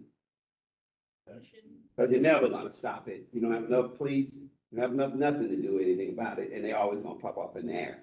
So the best thing we could do is just raise the price of the fireworks. So if you wanna go broke, shoot them off in the air for New Year's, then go broke. And I'll enjoy your fireworks in the air, but the next day I have money. Let me get reelected once, and then let's have that conversation. But that's true. I mean, Well, the problem is with your idea, we first have to legalize it again. It's all illegal. Yeah. Everything's illegal, so it doesn't matter if you raise the sales tax. I have a real problem with. But the problem is, we have it anyway, and they look like you at Disneyland. Yeah. Whenever you want to, they're gonna pop them. So that's why I asked, we might as well charge them more to pop them and make a revenue to pay. But you don't legalize it. Well, yeah, go Well, ahead. we'd have to legalize it, but the mayor ain't gonna do it, the state's not gonna do They're it. legal now. Nobody's getting arrested. Everybody's popping them. You can say what you want. Yeah. And nobody enforces. So pass a law, triple the price or make them 10 times more expensive. You wanna pop off a box, it's $2,000, pop it off. But then you're not gonna get rid of the illegal fireworks. Well, Well, it wouldn't be illegal at that point. Right, they run it illegal, but you're paying, and then all the police gotta chase is the people, that's selling them, not popping them. Because if you can, and then you can simply get that by offering a $5,000 reward for your neighbor who's selling illegal fireworks and sending their ass to jail. But that's what you can do. But this just going around in circles because the state needs the money from the fireworks. So they're gonna continue to let them come in and sell them. And then they're gonna say the police who can't even, don't have enough police for anything, at night gonna run around and try to stop fireworks. Yeah. And that's why every holiday you look in the sky, especially in Kalihi, and it's like Disneyland. Oh, I agree with you, but they ain't gonna do it because. Then why keep saying we're gonna enforce it? Why lie to us like we're gonna enforce it, we're gonna write it up, you're gonna turn in your neighbors, it's all caca. Just if you want to stop it, increase the price of it, and that's it. Remember, I ran around for years trying to stop people from smoking marijuana. It's legal everywhere now. Smoke all you want. It's just like fireworks. So until the solution is charge more money for them, make them legal, make it so expensive that 90% of the people that want to pop them off can't because you don't have $3,000 to $5,000 to enjoy yourself popping off fireworks. And maybe use some of the revenue from the Use the higher revenue. permit to have community, Absolutely. a community show. That's what you should do. I mean, my real problem with what we're currently doing is that we have a toothless law, like an unenforceable law. And to me, that's worse than having no law. Because they need the revenue. The state needs the revenue, so they're gonna never stop it because they need the revenue. The from state fireworks. needs like $1 billion. Yes. We're not gonna get the $1 billion from the fireworks. We should get the $1 billion by taxing the ultra rich. That's my. Well, we need to tax them, but let's tax people. But fundamentally, we should not have a law in the books that we cannot enforce. My point is right, you can't enforce it. They're gonna run around, everybody selling it. If you can afford the fireworks, you're gonna pop them. And that's why everybody really is popping them off like they're crazy. And then if you make them so expensive, then the police just like dope. And you can buy all the marijuana you want if you're smoking it for yourself. But if you want to sell a truckload of it, we'll go looking for you. And that's it. I mean, I told you, I chased marijuana for years. And now in every state, it's legal because the state needs the revenue. We used to book people, you got 10 seeds. Really? Mr. Franklin, I would be happy to introduce a bill by request, meaning that it has his name on it. I'll go down and talk to them because, listen, telling us this caca that the police, listen, 90% of the police doing fireworks is either under a bridge or they know for like, I'll tell you right now, at 11 o'clock to 2 o'clock, most police go eat lunch and stuff, and you think they're running around looking for people popping off fireworks. You can't find a police car. Why would we do something so useless as drive around trying to catch somebody lighting a fireworks going there? It's just dumb. We used to just sit on our bridge till 2, and then we will only get the really stupid people because you're really stupid if you're the only person popping fireworks at 2:30 and 3. Yeah, now we know where you're at. Then we go take you to jail because you're drunk and you're really not smart. So, but increase the price of it. And then if you want to pop them off, let's make tons of money on fireworks. We made tons of money on, remember, marijuana was illegal. Now we're making tons of money on marijuana. We have other questions for Mr. Hussey, online or in person at this time from the board? No? Okay. Okay, that's it. Then I do want to thank you, Mr. Hussey, for being here in person. Good evening and happy holidays. You too. Thank you. Now we're going to move on to our board business. First one is meeting determination location for January 2026 to June 2026. There was 4 locations, but I forgot what all 4 were. But I remember one is Kalihi L, Kalihi Uka, and then the church. The church and then the district park. Oh, district. Okay. We got confirmation from Kalihi L that they said they can do the dates, second Wednesdays. Did you hear from the church by any chance? Yeah, Father is okay with it. We just gotta coordinate the dates. Okay. So we gotta have a calendar. And again, I just doing it for 1 year. And I think you didn't mention the fourth location, the fifth location. Oh, You only have four, you said you have. So the fifth would be Farrington. That's the one Oh, that okay. I told you that I will put under we as far as getting those Okay. locations. So it was only the church and Farrington High School. A year and a year. Okay, and Farrington, were you able Like- to get confirmation from them by any chance, or? Yeah, so I just have to work on the dates. Cause I gotta get the church dates first. Okay, And then I can do the Farrington dates after. But we start with the church first. okay, and then Farrington would be like the year Yeah, after. after, okay, like this fall. 1 year and then. Okay, okay. After these locations, my question is, which ones are free? The church, well, with the church, would he charge Well, us? the ones that I'm talking about, that will be free. I'm not sure what he has. That's what I said. No, no, no, I don't know Farrington- which ones are free. Yeah. Farrington would charge us. I didn't hear what I said. I said it's under me, and so that's why the So the church principal- is free, and the Farrington is free. Farrington is free. Yeah, because it's under me, and so that's why I said I'm not gonna be charged. Jeez, Okay. staff. Yeah, so that's why I said the two location I'm mentioning is the one that I'm gonna oversee. Right. Yeah. The District Park should be free too. District Park will be free. Okay. Only one that would charge would be Kalihi and Kalihi then. And then we should just scratch it out. Oh, We have three free. well, and- Today, I made sure I clarified as an office with the locations. Typically when boards want to do a location, they've narrowed it down to one.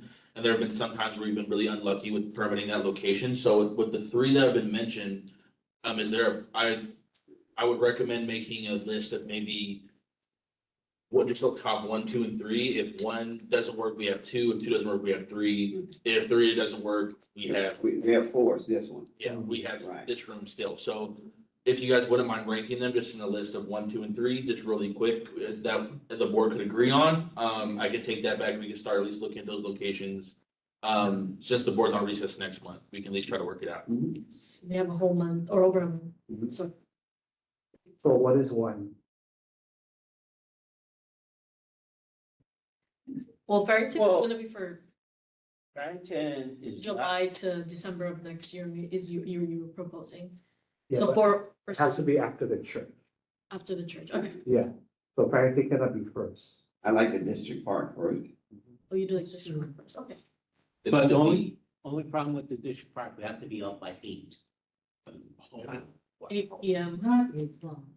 Eight, no, then it's out because Either- we're not gonna compromise our time. Yeah, so Is that due to staffing? it's due to staff. Yeah, then it's You out. know, even though the Kalihi one is 10, right? But, you know, that was staffing problem, so with them it's 8. Is that something that, I know certain facilities work, at least across our board, certain facilities will work with at least the board chair or board vice chair or secretary, depending on who has the connection with the location.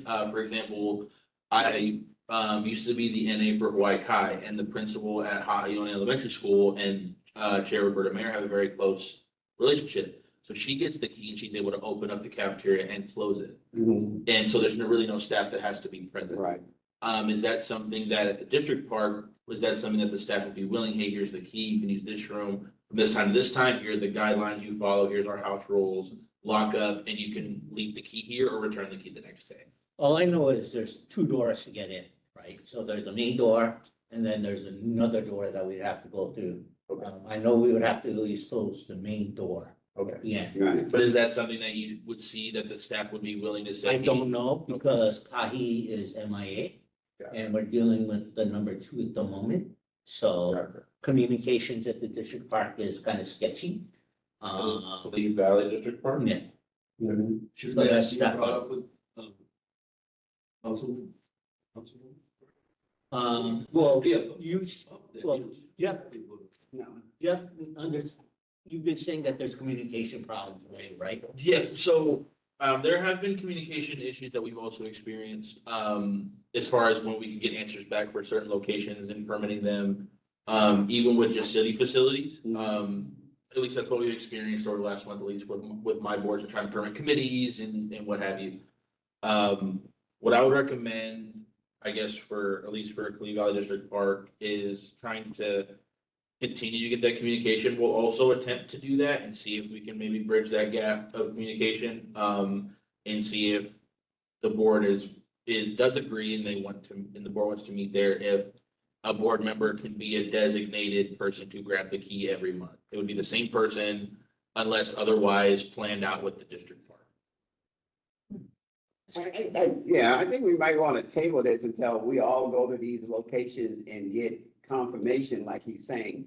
If we can get keys and stuff, then bring it back to the board and then say that we have all this in place and therefore we should be 1, 2, 3, 4. Because right now, we voted on something, we have no clue if they're gonna let us do the building. Before you go down that, okay, let's look at the other locations and have that discussion. Because this is just a problem at Kalihi Valley District Park, okay? So at the church, right? Okay. We could get the key and we could open it and close it. That's half of the year. Right, so, but no, this is for a whole year, right?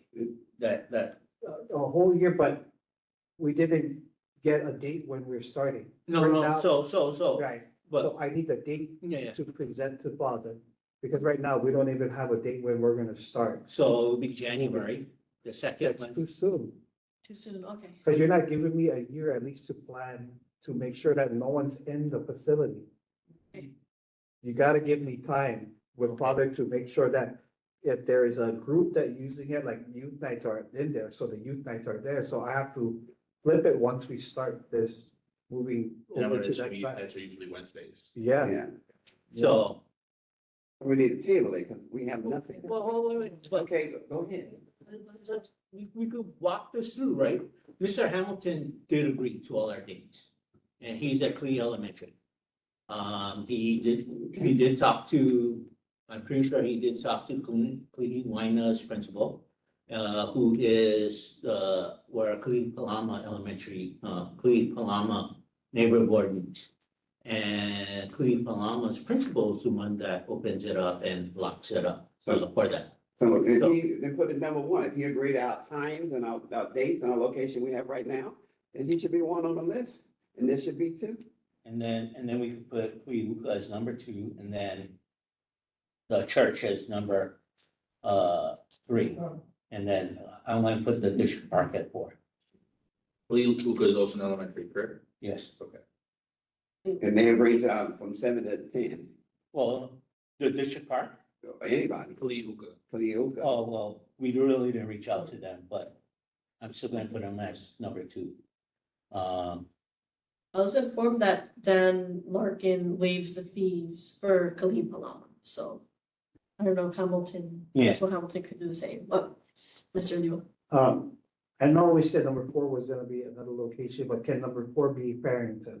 But like I said, it's gonna be early in the mountain and then Farrington right up, back to back. So it's easy for me to plan it. Thank you. May I say something? Please. You know, I'm in agreement with Mr. Franklin. I think we should go back and check out Kalihi Valley, Akira Sakima recreational room. You know why? That's where we met before, and we talk about the gym, we talk about the pool. I think when we meet in an area where we're concerned about, then the legislators have to come there as well. Maybe it's a good opportune time for them to see the needs. I mean, no offense to Kalihi Elementary, but, and Kalihi Uka and Kalihi Waina, those are all state facilities. I think we should first look at the Parks and Rec, because that's where we met before. And I don't think 8 o'clock is the end time. I don't know, that's what We Kyle- meet till 9, Mr. Sui, it's not over. I'm just going by what Kahi and Kyle have been telling me. And maybe we So- gotta go above. That's what I said, you gotta go above. Cannot stay at that level. Yeah. Because we've So- been there before. So, Jeffrey, is there anything if we quickly, Valley District Park, could we check to confirm on the times and process it? Because I'm pretty sure, you guys will be able to go across the street and get the keys, right? Oh, yeah. Right? My husband puts up the banner. Yeah, so, Every the month. Cleveland guys, they live right I there, wish he so. could volunteer. Well, I will also I'll also share that I also used to be the NA for the Ava Neighborhood Board. They met at the school's library, the public library. And a board member is a designated to grab the key. So if that's something that the board does agree on, it doesn't have to be necessarily a board item. It can be taken offline, like, hey, who's gonna be able to grab the key, here's the first person, if that first person cannot, here's the absolute second person. That way, not every single board member, typically facilities won't like that. Every board member can grab the key because there's no like set communication. So if Kalihi Valley District Park is still on the table, of course, like I shared earlier, we can attempt to bridge that gap of communication. And again, it's a city facility, so it's easier for us to get through to them a lot quicker. Right. So I guess that's kind of where my recommendation comes into that, but we can, as far as like the ranking I shared earlier, it seems like Kalihi Elementary has already agreed to the meeting dates. Kalihi Valley District Park, we could definitely assist with trying to bridge that gap of communication. And then, of course, member Lehua has the early of the Mount and Farrington that are in line that he just has to plan out dates for. And just to clarify, neither one of those have a cost for permitting, because since it's under you? I have the keys to it. Okay, cool. So I can also take that back as well, that these are potential future locations. But at least for January, when we come in, if we can get a location set up, it's not a guarantee that we could potentially be January, could still be here, depending on how long that permitting process can potentially be. But I can at least, our office can at least assist in getting Kalihi Valley District Park communication for you guys. And as soon as I do, in any way, I can shoot out an email to the board that, hey, we got in contact for this, these dates are available this time. If a key is able to be grabbed to extend the time to go from what usually the board meets at, then we can potentially do that. But that's a conversation I can have once we get clarification. Also, would we consider meeting a little earlier than 7?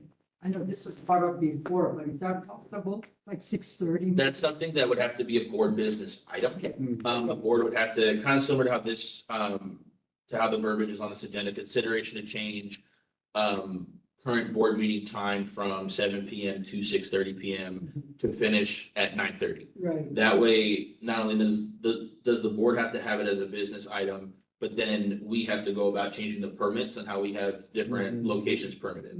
But if they originally have from 7 to 10, but the board wishes to meet earlier, we have to change up the permit. Typically, a time change doesn't take very long, but we always want to prepare just in case. And there's no charge at Kalihi Valley. You heard? City facilities are free of charge. Mr. Young. Going back to what Judge mentioned, I think a lot of times the board may come on as an intrusion. But if the board presents itself as we here for you, we're gonna speak out for you, and you're gonna have people come and check out the facility. They'll be more than willing to have you guys come up. Because this board carries clout. I mean, you're gonna have people that are online or in person. They could say, okay, look at this roof, or look at this place that's been closed down for a year. Exactly. So we gotta present to them that we're here for you. And we wanna make this place better. And we don't wanna take up your time, but it's just once a month. I mean, that's, what more can we ask? And I would hope, is my dream and prayer that they would attend the meeting. When they got events coming up, I don't have to present for them, they can present their own. Because a lot of times, those guys don't know how to present and market what programs they have going on at the school and at the gym and stuff like that, because they don't know how. So if we present that, we're here for you, and not so much we want to take up your time, it was just once a month. And then I think more people would come, and look, you got how many people offline? I mean, this. Well, in the past, we had very good attendance at that particular location. That place and Kaibai, the cafeteria. People don't have trouble finding those locations, you know.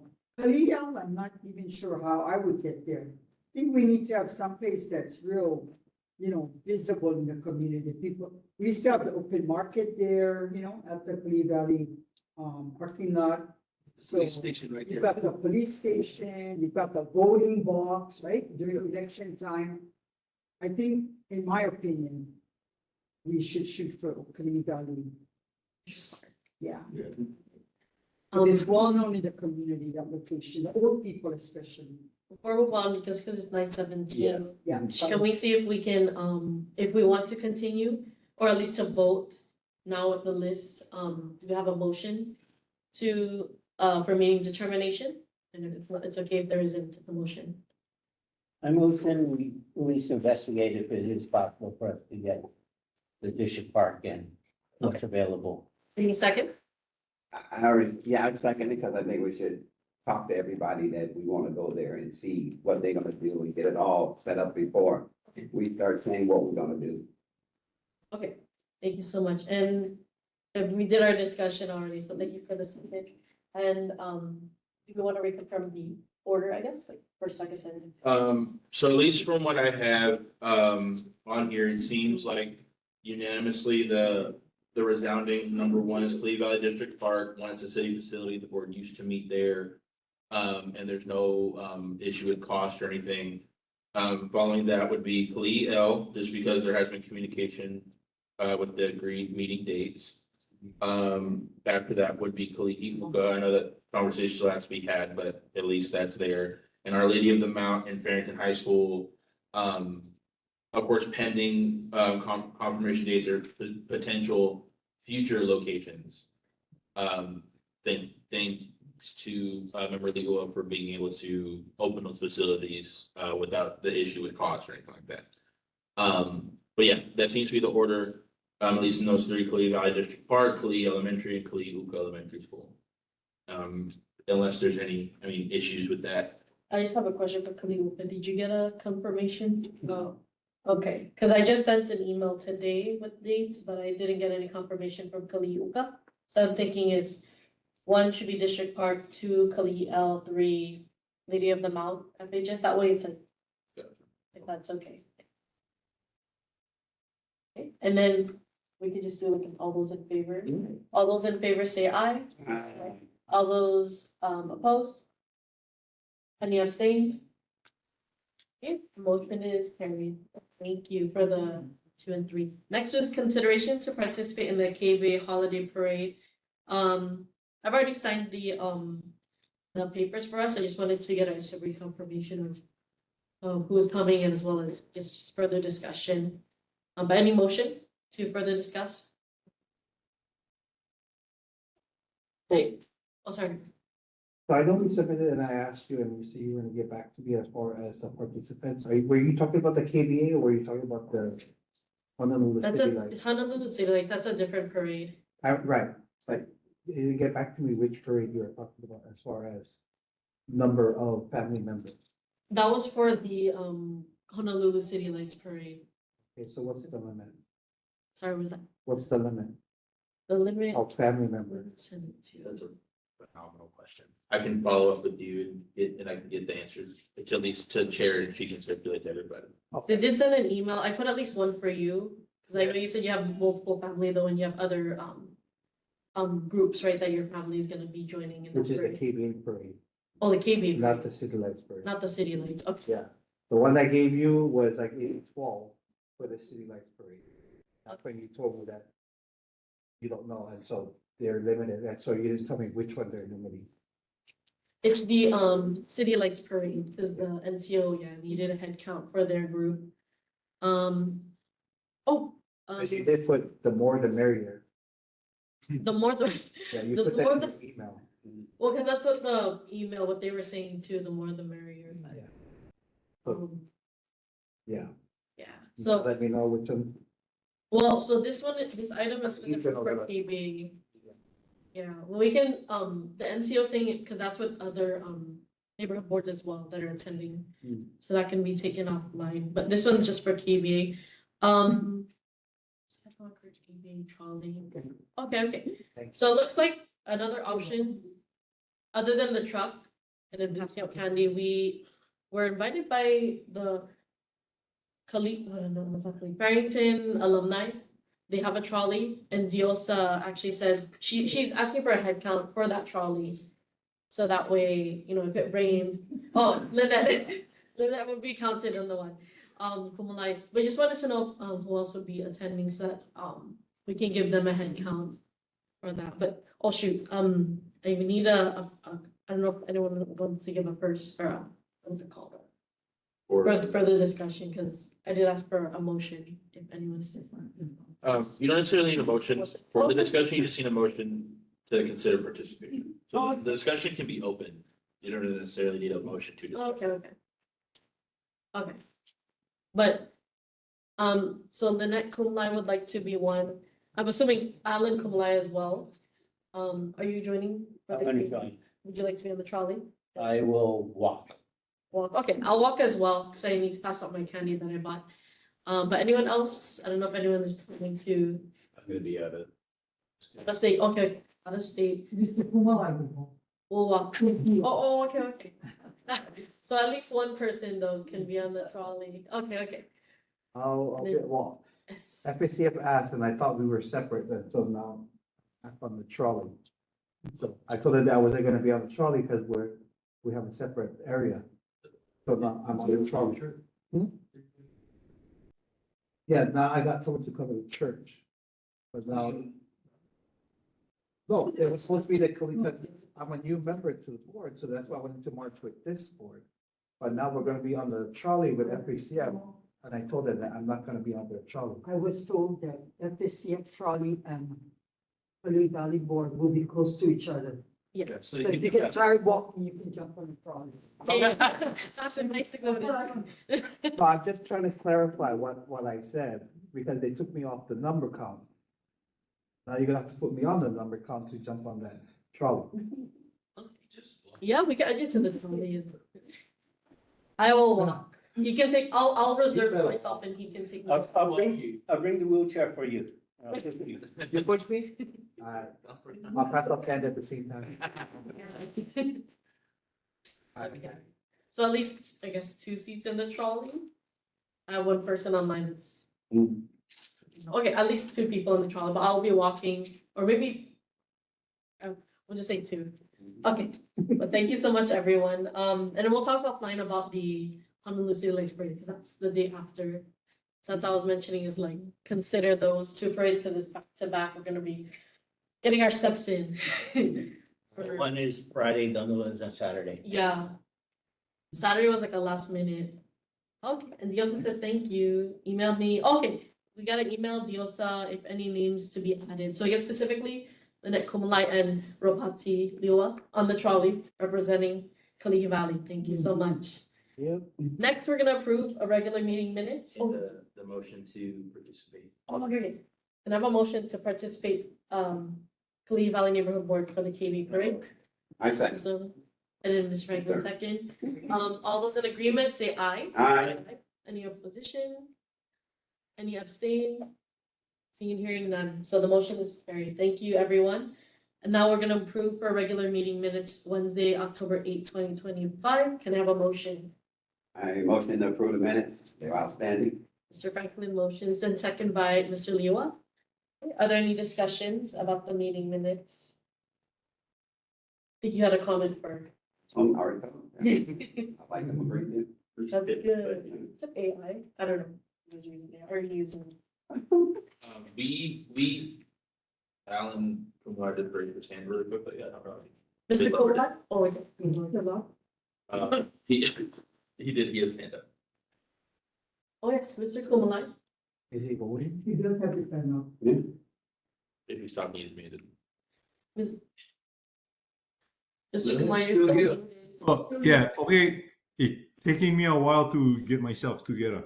But corrections to the minutes, right, of last month is what we talking about, Yes. right? Yes. Yes, that's right. Okay, on page 4, Sustainability Committee, report, the PIVI is a PIVI, is PILIWAI, street.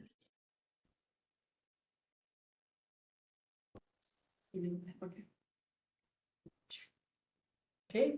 Is that his only correction? Is that your only correction, board member? Muller?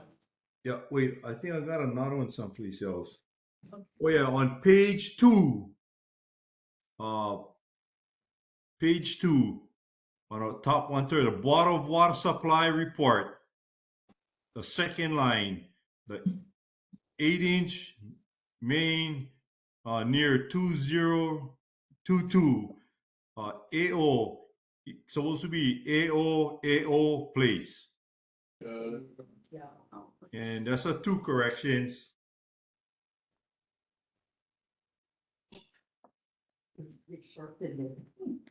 That's it. Okay, thank you so much. With motion to approve the minutes with the amendments. Okay. That's the best of it. Oh, so we gotta do motion and second again? Yes. Okay, and I get a motion to amend the minutes with the corrections from Mr. Kumalai, Mr. Song, second by Mr. Franklin. If there are no more further discussions about the minutes, all those in favor with passing the minutes with the amendments, say aye. Aye. Aye. All those opposed? Any abstain? Okay, the motion is carried. And we have approved the minutes for October 8th. Thank you, everyone. Last is for Mr. Komalai and Mr. Rojas, who's not online, but they wanted to vote to change Sustainability Committee to Aloha Aina Committee, but I will amend that right now. Simeon updated, or Mr. Komalai wanted to update it to Aloha Aina for Sustainability Committee. So I'm just missing for sustainability. But can I get a motion? Motion to approve. Mr. Franklin, thank you. Any second? Mr. Leon? Okay, are there further discussions? Mr. Kumalai or? Anyone seeing and hearing none? Okay, so if there are no further discussions, then we can vote to change Sustainability Committee to Aloha Aina for Sustainability Committee. All those in favor say aye. Aye. All those, thumbs up, thank you. All those opposed? Any abstain? Seeing, hearing none. Thank you very much, everyone. Now we'll move on to committee reports assignments. May isn't here, so we can move on to Sidewalk, S-Curve, and Transportation Committee. Chair Joseph. Nothing to report. Okay, thank you. And then Beautification Committee, Mr. Franklin. Yeah, we just, the new thing I'm gonna do is adopt the bus bench. So I'm gonna hopefully work with Chris to get our shirts out so that when I knock on people's door, they'll know who I am, because I don't wear the security guard shirt. So, that's what I'm doing for the beautification. All of our signs are up and everything is going well. Thank you so much. And then, is now it's Aloha Aina for Sustainability Committee. Excuse me. If Mr. Kumalai, you wanted to. Yeah, Sustainability. yeah, during the course of the past month, we've worked on the restoration of the Kalihi stream and cleaning up some of our neighbors' frontages, not their private yards, but just along the sidewalks in front of some of the neighbors' houses. And and kind of maintaining Kalihi Street. And that's what we've been doing in the past month. Thank you. And then, again, if you'd like, Mr. Kumalai, the RPZ committee, if you have any. No report on RPZ. Other than they continue taking in applications for the permits until January 1st when the permits going to take effect. That's it. Thank you. And then Communications Committee, Chris is no longer online. So move on to Resolution Committee, Mr. Franklin. This board wrote 7 resolutions and I am working on every one of them. As we talked to Lynn, we talked about the rec center, the lights, the cameras, Kalihi Park. I am staying on all 7 resolutions and I'm contacting people constantly to see, make sure those 7 resolutions that this board wrote come to fruition. So as you heard with Lynn, we talked about the rec center, we talked about the lights, the cameras in Kalihi Park, the stop signs that we said we want for the school to be done. I will stay on these resolutions until they all come to fruition, because this is what the board approved. So that's what I'm on every single time I'm talking to people.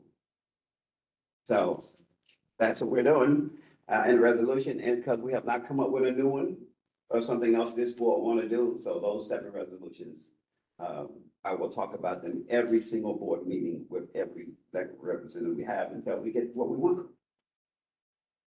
You. And James Sung for joint committee. So on the Kalihi Valley District Park cleanup, I wasn't able to attend, but I helped the Salvation Army to replace me.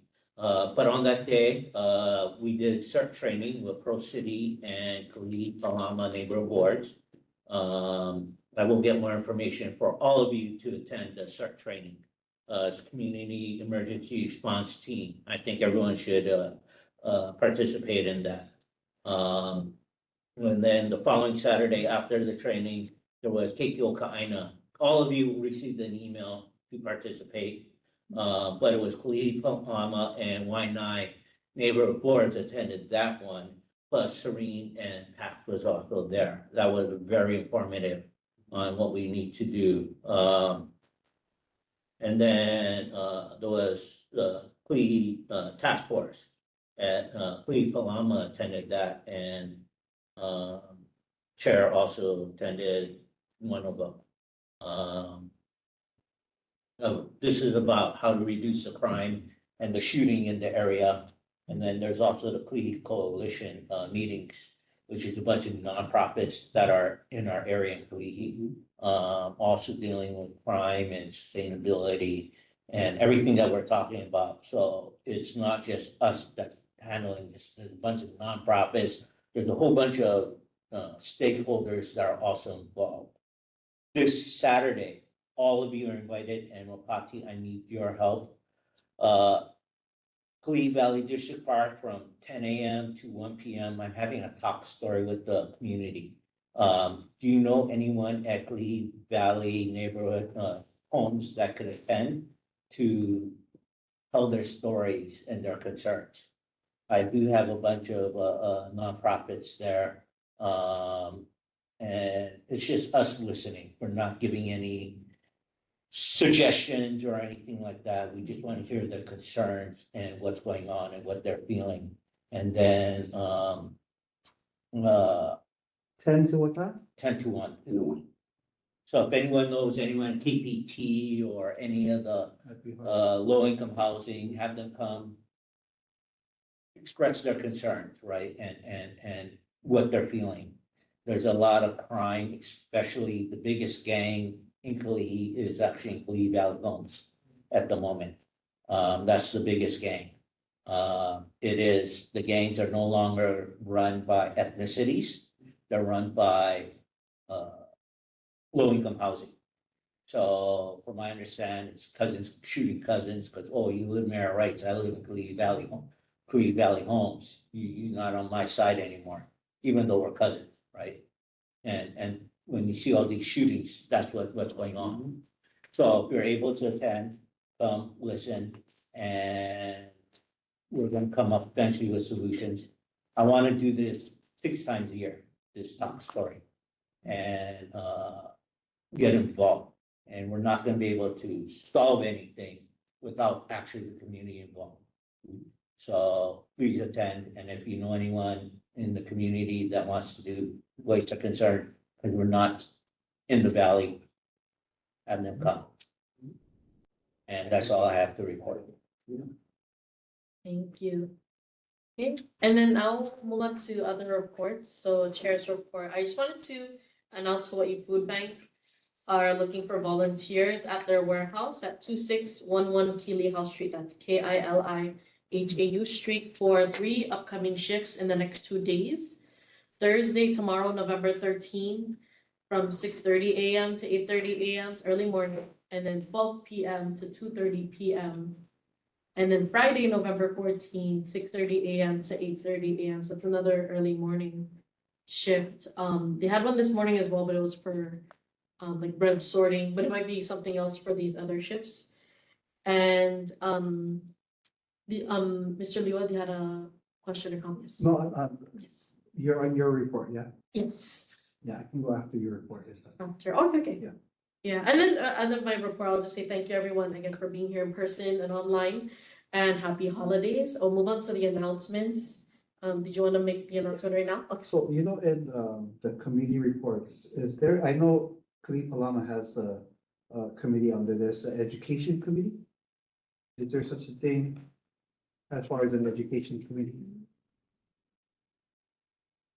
Under committee assignments? Or is that something that I can propose? For this Yeah. board or for that? For this board? If you wanted to, form a committee, one you would request to the chair that can be added onto the next agenda. Right. Yeah. Okay, Would you like to add an education committee? yes. Yeah. Consideration. I'm going to consideration. So I'm going to detail through email. That will move on with this. Okay. It's a consideration for Absolutely. education. Actually, to make one so we can all apply. The chair of the education committee from Kalihi Palama is listening in, so she's commenting in real time, like, yes, make one here. Okay. We'll make an education committee. I'll put it on the agenda for January. But recess notice, so the board will recess. It's December 2025 regular board meeting. Our next meeting will be Wednesday, January 14. I made a typo there, 2026, 7 p.m. at location to be determined. Broadcast meeting, neighborhood board meetings aired on Olelo channel 49 on the fourth Saturday of the month at 6 p.m. and the first and third Sunday of the month at 9 a.m. NCO and Toys for Tots toy drive. Your neighborhood assistant will be collecting donated children's toys, new and unwrapped, at tonight's meeting on Wednesday, November 12, 2025. If you'd like to donate, please bring your toys to this meeting. I believe we're also taking them until December 4th. Okay. So if you do have toys that you want to donate, we have a Toys for Tots box that is here at the office. You can bring it and we can, and we can have it. Okay. Yeah. Are there any more announcements? Oh, Mr. Limons. Yeah, so this is from Kalihi Palama neighborhood board member. Asked if I could mention, there's a karaoke Friday hosted by one of the board members there. So if you are all invited to join, I'll send this to board member to be shared to everyone. It's this Friday from 11 to 2:30. 11 a.m. to 2:30 p.m. That's the early one. Another announcement, because I know we're not meeting next month, but our parish, it's a Filipino festival celebration, and so to the months of December, there's a simbang gabi normally happens in the evening, and everyone is welcome as we enter into the Christmas holiday celebration. So I'll send that to you as well. Yes, please. So you can put on the newsletter. Yes. Thank you so much. And if that is every. Wait, there's one more. Kalihi, the middle school park on the 13th. What is it called? Middle school? You mean like the middle school? Or No, the Kalakaua Park, Oh, I know what you're talking about, the resource fair. the resource fair, December 13th. It's a resource fair of all the nonprofits in the area for resources for people in the area. That's Saturday, December 13th from 9 a.m. to 1 p.m. I believe, yeah. And where will it be? At Uh, Kalakaua, Middle Park. yeah, District Park Gym, yeah. Oh, the recreation center, yeah. Yes. Yeah, the recreation. Is Mr. Liwa? No, it's not an announcement, but it's on the agenda. In the future, can we have someone from Governor Josh Green's representative be here? Because we're all voters here, and so we're taxpayers, so we need to have a report from the governor as well. Right. So, There is some issues with getting representatives at the moment, but I know that even if there's not a governor's representative, I know Representative Plessy is always at least in person, or at least tweeted online, as well as senator. So if there's any type of state-related questions, you can always ask them, and they can always give the same follow-up. The governor's representative, it works similarly as the mayor's rep. They handled all the state questions. The state-related questions goes to them. In the meantime, it can at least go to your representative and senator. They can get follow-ups, at least for the meantime, until we can get you guys a governor's rep. And just to let you know, the governor rep has not been in any neighborhood board. I've checked all their sites, all 34 of them for the last 6 months or plus. And they all say the same about. So he has not been to any board. They haven't been Okay. absent. I was wondering, I was like, oh my God, I'm the only, No, like, oh, okay, I thought it was me. I looked that up a long time ago. Thank you. Okay. Just not checking. Does any of the other neighbor board, are there any that you, at least you attend? Off the top of my head, I do, the boards I have do have governor's representatives, but, former Franklin did make a good point. They have been absent as of the last few months. They have not been attending the meetings. I know. So, I did notice that till you pointed that out, which is very interesting. But yeah, the ones that I have do have governor's representatives. I can follow up and see if there's any type of way to get you guys, at least maybe increase to get you guys one, but I can follow up with that. Yeah. They haven't been, all 34 boards since February. They have not attended. It's been a year now. Yes. But if it's possible, I know we have like DOT who's supposed to come quarterly. Maybe that could be an option, quarterly, or like bi-yearly, you know, at least once, you know, ever since February's. You didn't come tonight when you said yes. Or he said he was going to. Yeah. Oh, No. okay. Okay, but thank you, everyone, and if that is it, then our meeting is adjourned, and it's 9:43. Please get some.